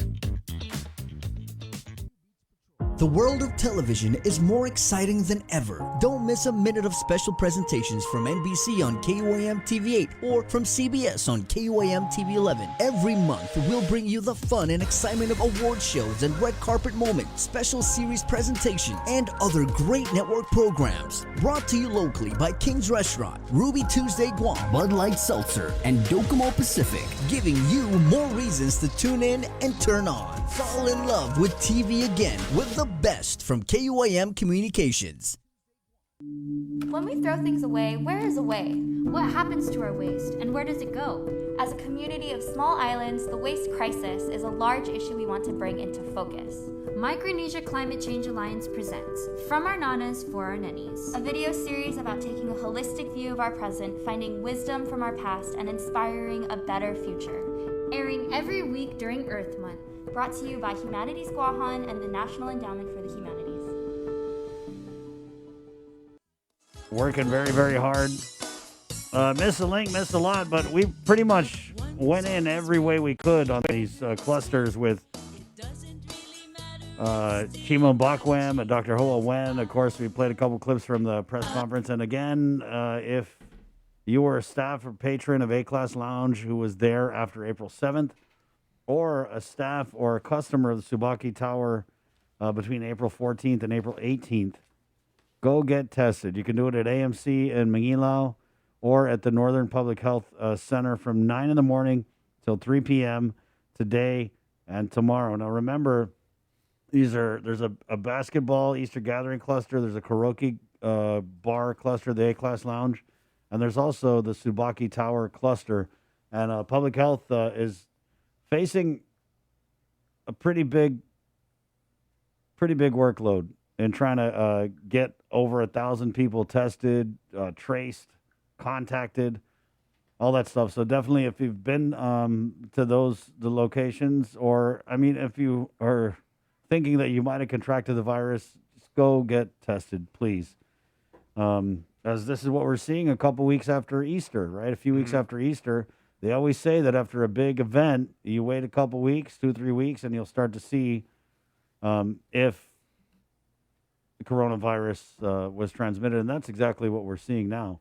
Is there were, with this basketball game, if you track the press conference and what was said on the show this morning, there was one symptomatic individual who played basketball. And guys, even if they're your friends, your prim, whoever, if they're sick, get them to stay home. If someone shows up sick to play pickup basketball, I mean, God, someone say something. Hey, man, you got a runny nose.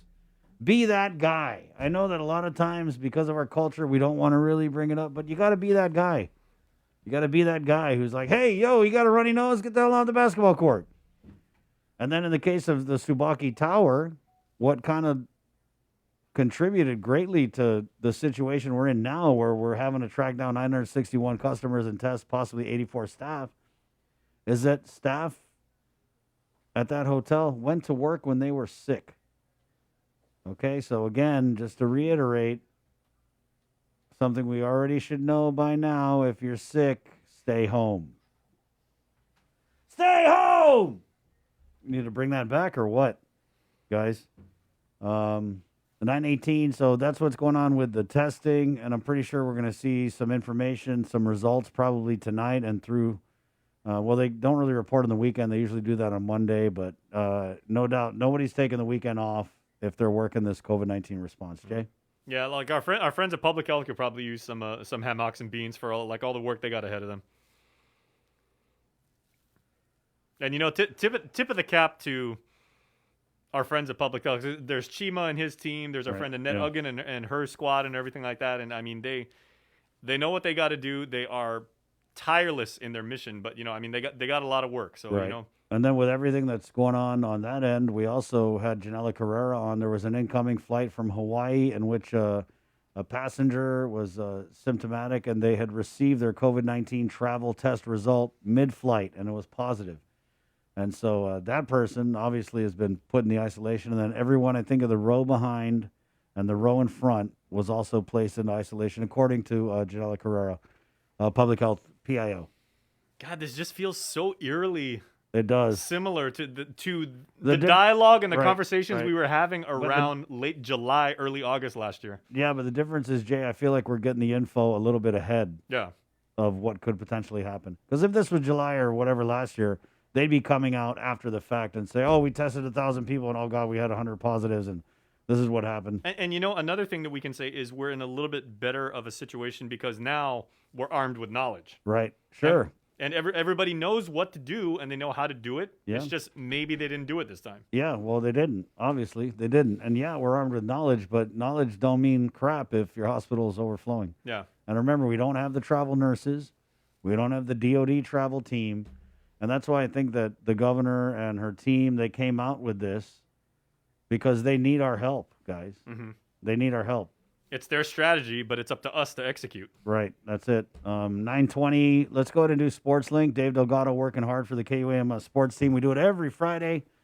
It's Sports Link brought to you by Cure and with our friend Dave Delgado right here on the link. Good morning. Sports Link, brought to you by Cure Alkaline Water.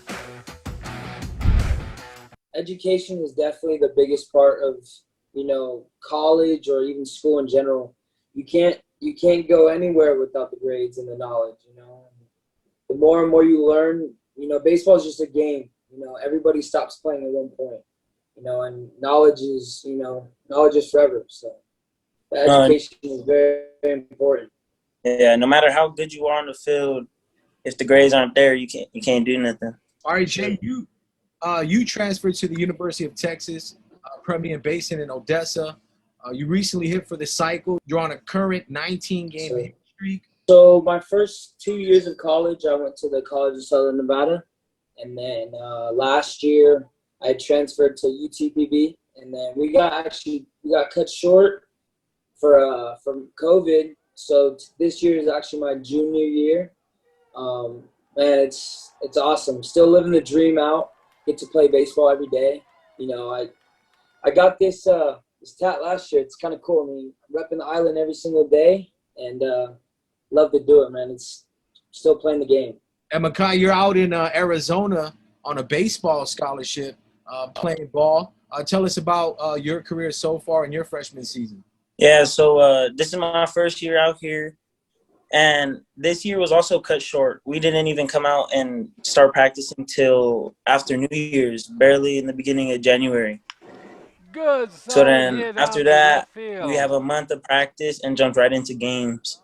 So we've been couple games left. We still got a little bit more of a season to go. Well, I've been starting third base, second base, batting 3-4 in the lineup, and I've had 6 home runs so far throughout the season. The game just gets faster and faster, but the best way to handle it is just to slow it down, stay at your own pace, be confident, and just do you. You get used to it. You get used to the speed, and then all after that, it's all about consistency. Let's hear from our swimmers representing Guam at this year's Olympic Games. It's an incredible experience, honestly. We throw these words around a lot, but it's an honor and a privilege. Like, it's nothing short of that. There's no words that can really do this justice, and I just want to make this island proud. It's a big responsibility. I'm pretty much representing the entire island. It's still a small island, but still it's home. So, yeah, it's a really big responsibility, and I'm honored to be able to represent Team Guam. Jagger competed throughout the Ivy League while attending Brown University. He graduated in May of 2020 and swam all 4 years there. In 2017, he was part of the team that broke the school's relay record. It takes a lot of discipline, first and foremost. What I've been doing personally is I've been taking a lot of the practices that I used to do in college, and I've just been doing them on Guam. I've been very fortunate to have a facility to train in while I was here during these really hard times with COVID. So I've just been trying to take as much advantage of it as possible. Maneri swims with the Manhoban Swim Club and trains Tuesday through Saturday. Her last competition was at the 2019 World Championships held in South Korea. I still train at home. I did some land workouts. My dad built a pool this last year, September, November, and that's been part of my training as well. Physical training is important, but mental training is also important to keep that positive mind, to strive through every practice, to continue training and reach my goal to the Olympics. Back in the 2014 Micro Games, Jagger was selected as the male athlete of the games. Stevens holds over a dozen individual and relay records for Guam. He's represented the island at the Pacific Games in Papua New Guinea, Samoa, and Fiji. The two athletes left this morning to train in Thailand for about 2 months in preparation for the Olympic Games. I expect, phenomenal facilities. I expect a phenomenal coaching staff, and I expect to really be able to put my head down and grind. It's going to be a kind of experience tailored towards training. You don't really have to worry about anything else outside. Gomez has traveled the world representing the island. Maneri has competed in Samoa, Fiji, Saipan, Papua New Guinea, Pohnpei, China, Japan, Budapest, Hungary, and South Korea. I've been actually contacting through social media with one of my friends from other country that's training in Thailand, and I see their posts, and they've been improving a lot. So I'm pretty excited, and they have so much supporting programs, and yeah, I'm glad I'm being able to go there. Notre Dame opened up their 2021 IIAAG girls soccer season with a 4-0 win over the Guam High Panthers. ND flipped the script and went with the roster shakeup to begin the season. Kiara Hutcherson went from goalkeeper to forward and cashed in on her opportunity off an assist by Maya Iriarty.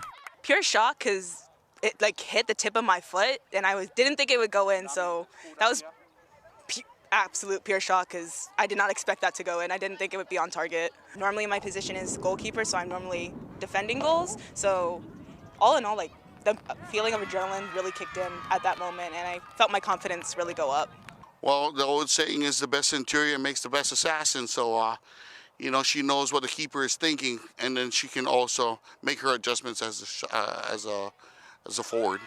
Kiara's second goal came a few minutes later. Guam High trying to advance the ball upfield, but it was intercepted by Manami Rabago, who sent the ball the opposite way. Hutcherson dribbled left and passed it off to Alina Gumatautau. Gumatautau took the shot and bounced off a Panther defender. Kiara was there to take the follow-up shot in midair with her right foot and got it to go in the bottom right corner of the goalpost for the score. Her third goal came a few possessions later off a set play. The free kick was a perfect distance for Coach Sam to give her the go-ahead nod to take the shot from long range. That was a set play. Everybody took their shots yesterday from the different ranges, so we already knew that from that range she can hit the top of the bar. So that was pretty. Those were all set plays that we all worked on. Every girl has a different spot, and every girl we have to work towards our strengths. Now that I see what I can do, I definitely agree with Coach that as a keeper, I understand where the ball can go, and especially if I analyze where the keeper and their skills, it's a lot easier to shoot on target. It's going to help me both become a better keeper because now I'm also in the opposite position where I'm looking for the shot in comparison to trying to block the shot from the opposing team. From here on out, it's time to get better, said Sengil. Next on the schedule is Academy on Saturday at 4:30 in the afternoon at the GFA Field in Harmon. We're just going to take it one game at a time. Every team is strong, and we never take any team light. SportsLink, brought to you by Pure Alkaline Water. Good stuff from Double D back on the sports desk and everything, covering now that, he's actually got material to work on. Because, man, Chris, for a while there, there wasn't a whole lot to do. I mean, he was coming up with stories and basically finding Guam athletes that, they played high school sports here, and then they were kind of stuck in the States at college and, kind of in between, talking to people about maintaining their training regimens and everything like that. But competition is back, and we talked to, of course, Al Garrido, the administrator of the Interscholastic Sports Association yesterday, and he was saying he's really, really pleased not only that the games are going on, but also at the caliber.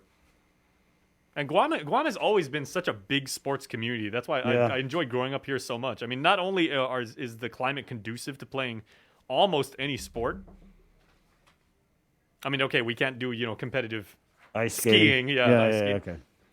But, speaking of sports, I, for one, am really, really stoked that the summer games are coming up for the Olympics. Are they still on?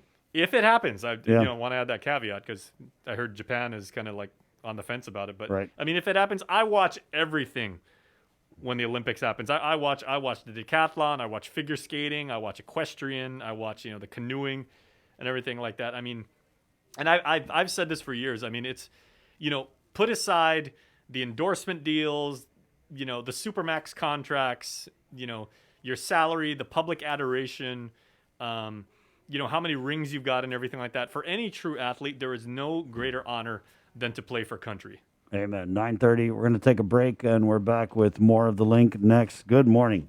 Banners. It's Dirty Politics Weekly on The Link, live on location. Every week, Chris and Sabrina will interview different political leaders out in the field to address environmental problems in our community. See firsthand how illegal dumps, littering, and other issues are plaguing our beautiful island and what's being done to help. Part of our Sustainability Matters campaign for Earth Month, in partnership with the University of Guam Center for Island Sustainability and Guam Green Growth. Presented by Green Energy Solutions, Inc. Reduce before you produce. GESI.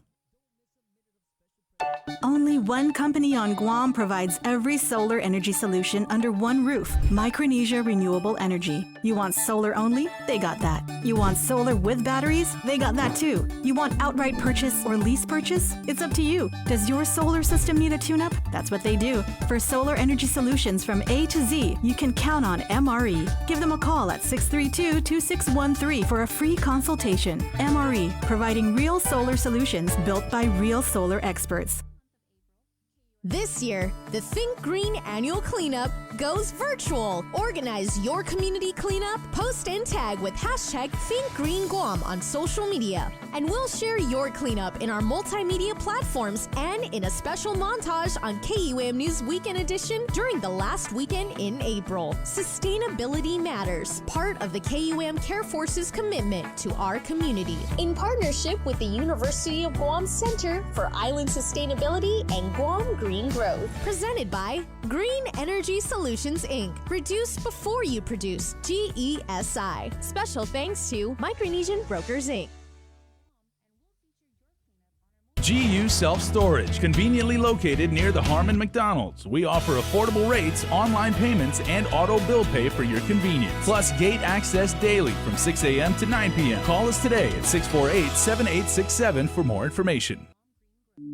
When we throw things away, where is away? What happens to our waste, and where does it go? As a community of small islands, the waste crisis is a large issue we want to bring into focus. Micronesia Climate Change Alliance presents From Our Nanas for Our Nennies, a video series about taking a holistic view of our present, finding wisdom from our past, and inspiring a better future. Airing every week during Earth Month, brought to you by Humanities Guahan and the National Endowment for the Humanities.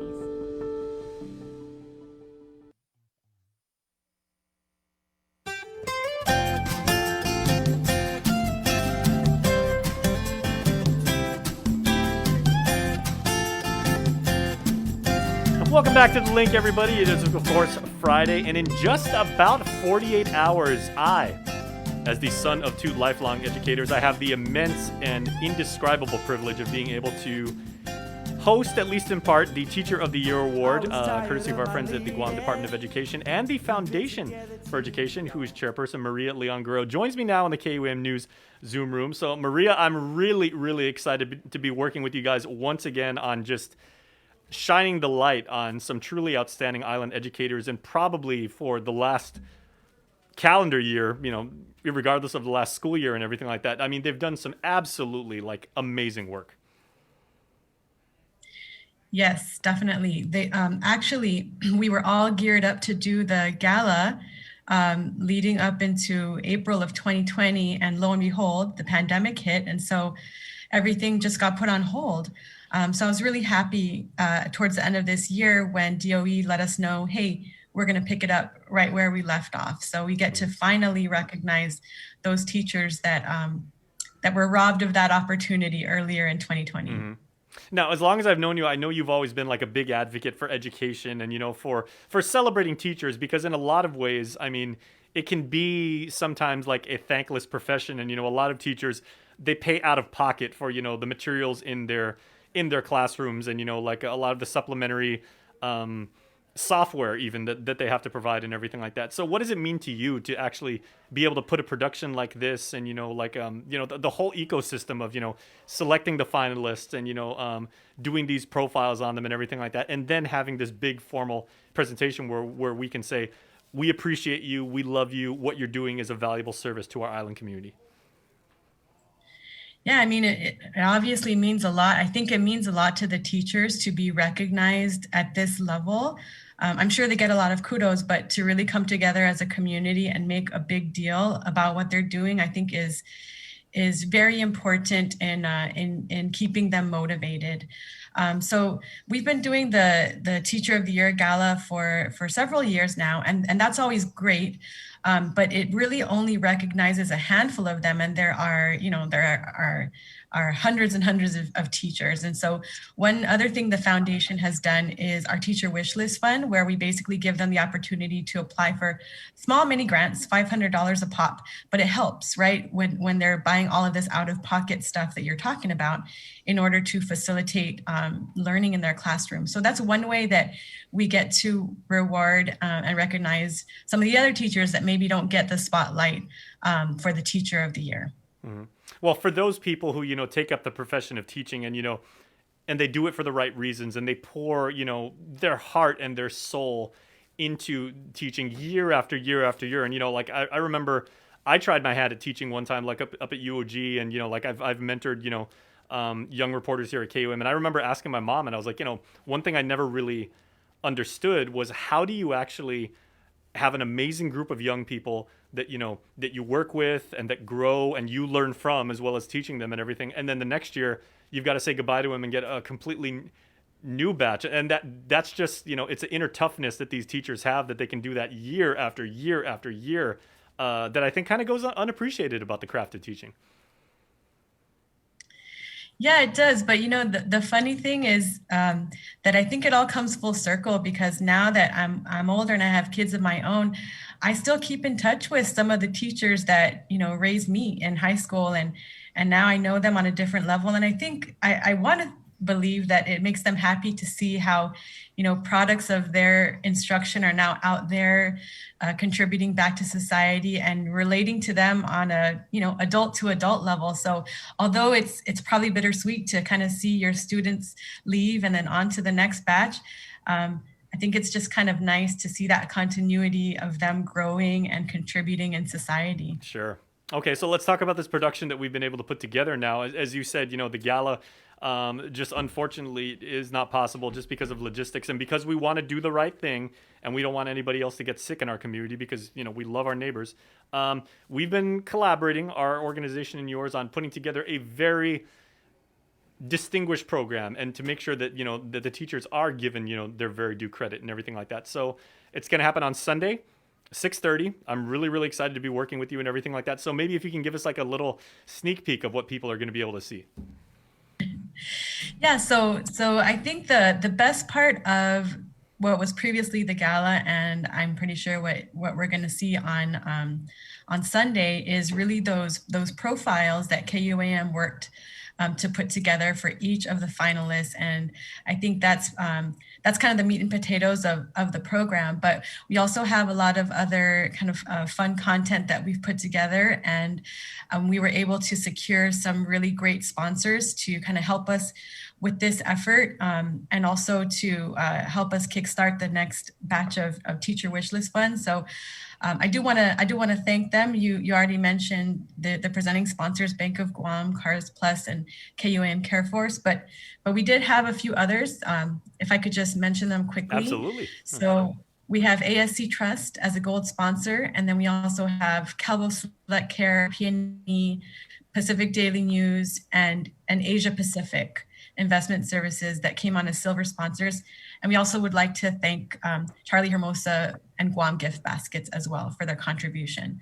So, we're really looking forward to the program and to recognizing all these amazing teachers. Can't wait.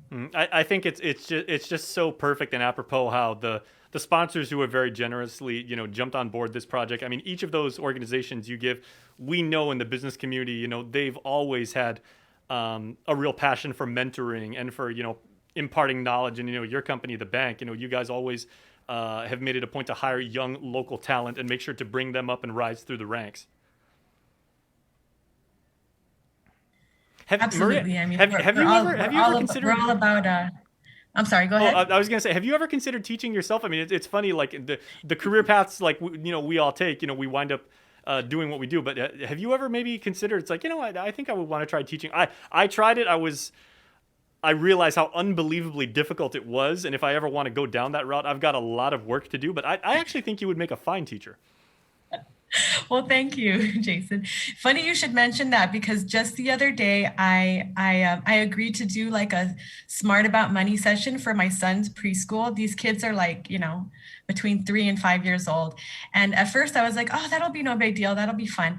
But as I was creeping up to the date, I was like, no, I have to do a real lesson plan. I want the kids to have fun. And it does take a lot of advanced planning and thinking through to make sure that it's going to be successful. Otherwise, you just have a bunch of kids looking at you like, what the heck is she talking about?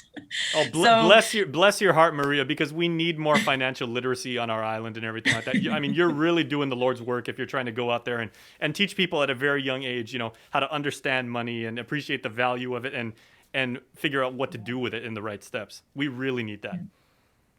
Yeah, well, you know what? I learned that teaching is not an easy job, and it just makes you appreciate the people that are really, really doing it in an amazing way. Mm-hmm. More power to them. Well, as they say, it's very cliche, but to the victor go the spoils, and the one lucky person out of the 6 amazing finalists who will be picked as GDOE Teacher of the Year, they've got some really amazing prizes coming their way. Yes, they do. And so let me just kind of share with everyone what we have in store for them. So as we have in previous years, Cars Plus has been very generous, and they're contributing the biggest prize there, which is the use of a brand new Hyundai for an entire year. And that comes with the auto insurance, and also the auto insurance from Calvo Select Care, and also Calvo's insurance. And it's a Hyundai Venue, right? That's a sweet ride. Yes, a Hyundai Venue. And also it comes with 60,000 Pacific points from IP&E Shell, which is worth $1,200, and it could be used on fuel or any of the mini mart items that they have at any Shell Guam location. They will have an all expenses paid trip, including airfare, lodging, and incidentals, to represent Guam at the National Teacher of the Year Conference, which will be taking place in Washington, D.C., I believe in the spring of next year, 2022.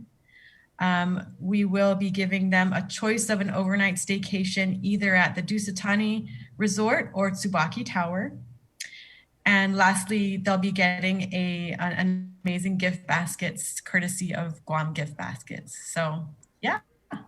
Oh, wonderful. Not too bad. I can't wait to get involved. Again, that's going to be live on KUAM TV and our Facebook page. 6:30 this Sunday. We're going to feature each of the 6 finalists. And if you want to see exactly who they are ahead of time, we've got a playlist on our YouTube channel. It's youtube.com/KUAM News. Look for the Teacher of the Year playlist. Maria, it's always an honor to work with you on such worthwhile projects, especially this one, because I've always just felt, I can honor my parents, by doing something for education. And yes, the honor is mine. Thank you, Jason. I appreciate it. a true pro. So, Maria, I'll see you on Sunday.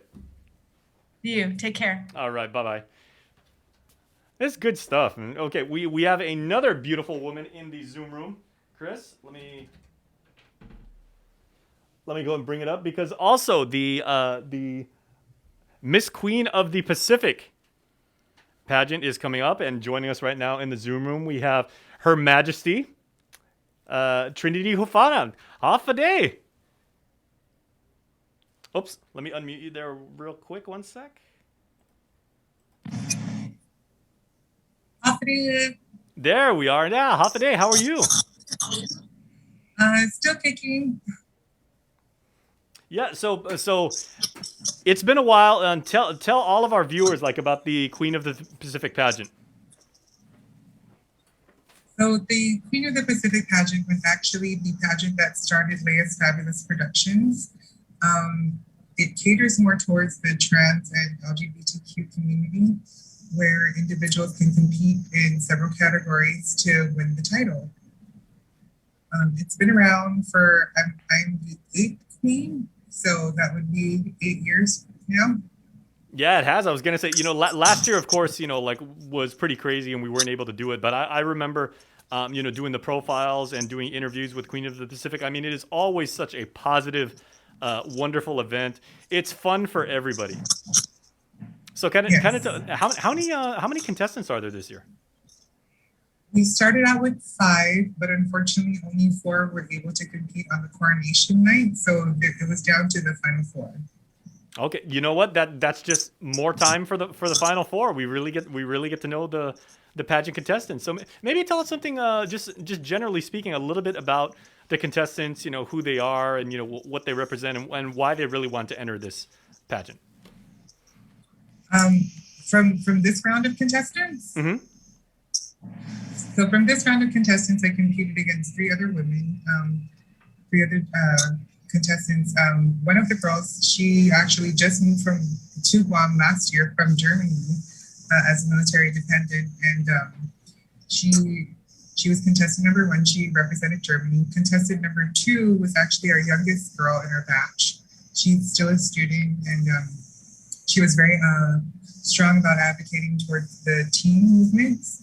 And the last girl I competed against was Miss Jessica St. Nicholas, and she is a pageant veteran. Mm-hmm. Well, I was going to ask Your Majesty if we could real quick and everything like that, because I wouldn't be doing my job if we didn't get a proper shot of your tiara and your sash. So can you maybe just scoot back in your chair a little bit just so we can see both of them? Hey, wow. That is lovely. That's sash. Very nice. How do you what honor has it meant to you to be able to be considered Queen of the Pacific? This was actually the second time I tried to compete for the title. So this time around, it really meant a lot because we were going through COVID and stuff like that, and the restrictions were very severe, and we kind of had to navigate how to present a pageant to the public, in person. So being able to be crowned one of the first queens from a live pageant here in Guam, it kind of meant a lot. And I had a lot of my family and supporters who I worked with and friends who were there. And it was an overwhelming feeling when they called my name for the queen title. Mm-hmm. Now it's almost poetic justice, and this is so wonderful. I know you're absolutely the right person for this, but not only do you wear the crown on your head, but you also bear a lot of responsibility now on your shoulders as an ambassador, as an educator, for our island, for our culture, and for the LGBT community. So how do you approach that responsibility now, and what would you like to do in getting the word out?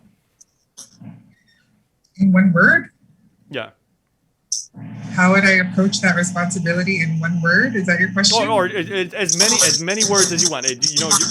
You're royalty for a reason. So who am I to stand in the way of a queen? Well, let me just fall back to my pageant answer, from pageant night. Oh, please, yes, perfect. I would approach the responsibility with nothing but kindness. I think a lot of people misunderstand the LGBTQ community, and sometimes it just takes that little act of kindness to get them to open up just a little bit so that they can educate themselves a little bit more. Mm-hmm. When it comes to dealing with people who don't necessarily understand the choices we make in our lives and stuff like that, sometimes an open ear when it comes to kindness is all you need. Mm-hmm. Now, I've been fortunate. I've hosted probably a handful of beauty pageants in my day. Were you nervous when you gave your answer? Was I nervous on pageant night? Yeah, some people are completely comfortable. Other people just can't wait for it to be over. Other people are like, I'm shaking in my boots. But what was your mindset? For me, pageants are something that I enjoy doing. This was actually the 4th one that I competed in, and I also perform weekly with the Untouchables on Thursday nights. So going into the pageant, I kind of had the mindset to just have fun, and it's another performance per se, and just give the audience good energy. So I think for the most part, the nerves weren't really about being on stage. It was more so about getting to the stage. Okay. Like the preparations for all the categories and making sure that your visions are coming true with what you're going to present on stage. That was where the nerves were at. It wasn't necessarily on the stage itself. It was more so the journey to the stage. Well, let me ask you another pageant question here, Your Majesty. How would you describe Guam to someone who's never been here, and maybe even someone that says, I consider myself LGBTQ. I've read about Guam maybe on Wikipedia. I've seen it on Google. I hear wonderful things about it. But I'm wondering, if I move to Guam and everything like that, how will I be treated? How will I be accepted? Like what opportunities are there for me? And maybe like even what challenges do I still, have to face? And that's a hard decision to make. How would you respond to that?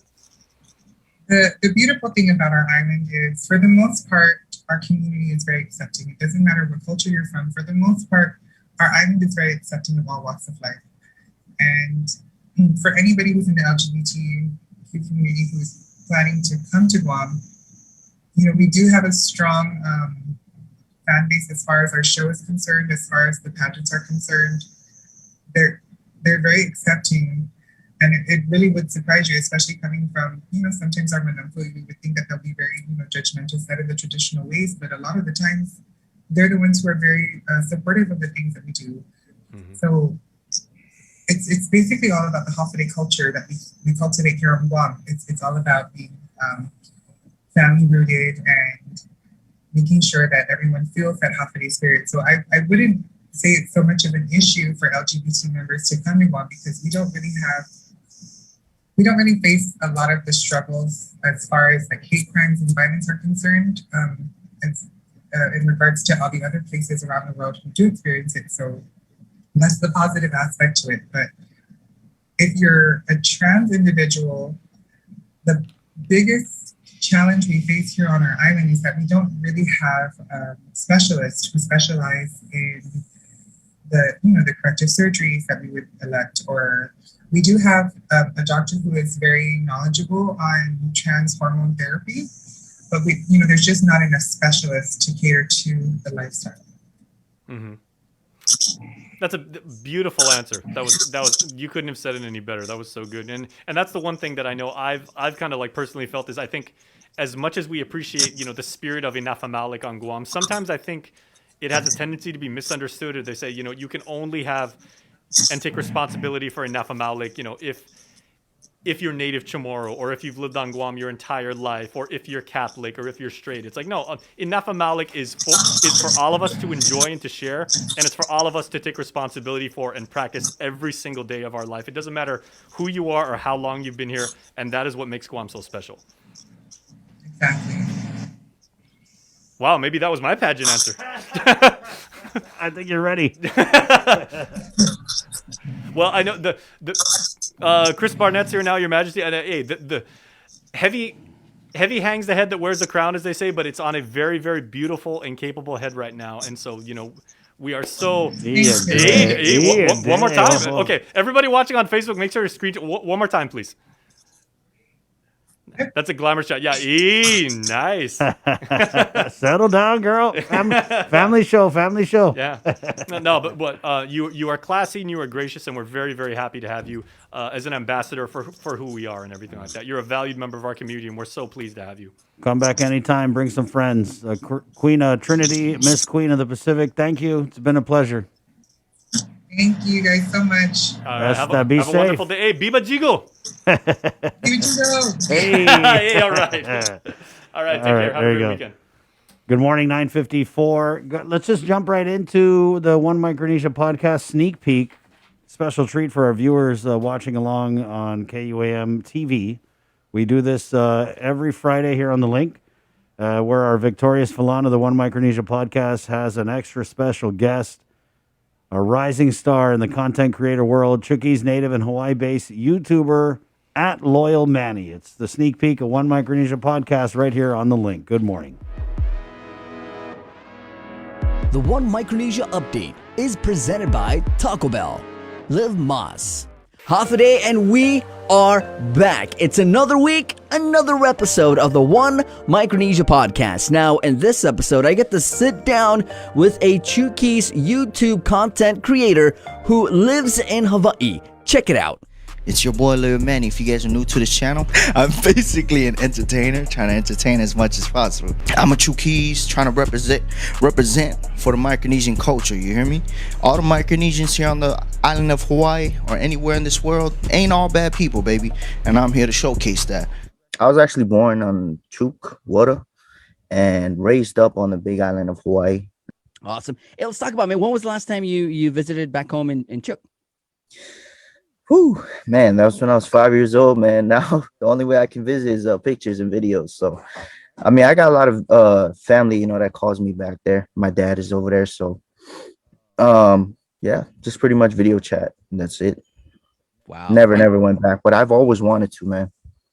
Hey, man, I mean, with what you're doing now, you know, with how crazy it is and how crazy you're progressing through your YouTube content and your YouTube pretty much career.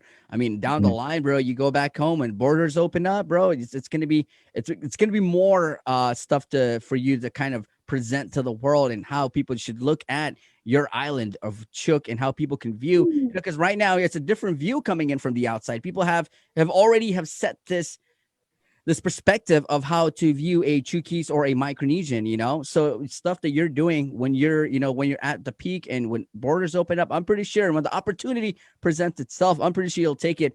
And I know you're going to go back home and you're going to do a good job in telling a great and beautiful story about our people, and especially, to the people of Chuuk. That is the most beautiful, perfect idea I've ever heard. Yeah, man. Hey, I've always had that on my mind of going back home, but I've never thought about using my YouTube platform to take it there, you know? But damn, you got me thinking, man. So let's talk about it. Your stage name. You know, people know you as Loyal Manny. They maybe your family members, they know you as Manny Felix, but most of your fans know you as Loyal Manny. Why Loyal Manny?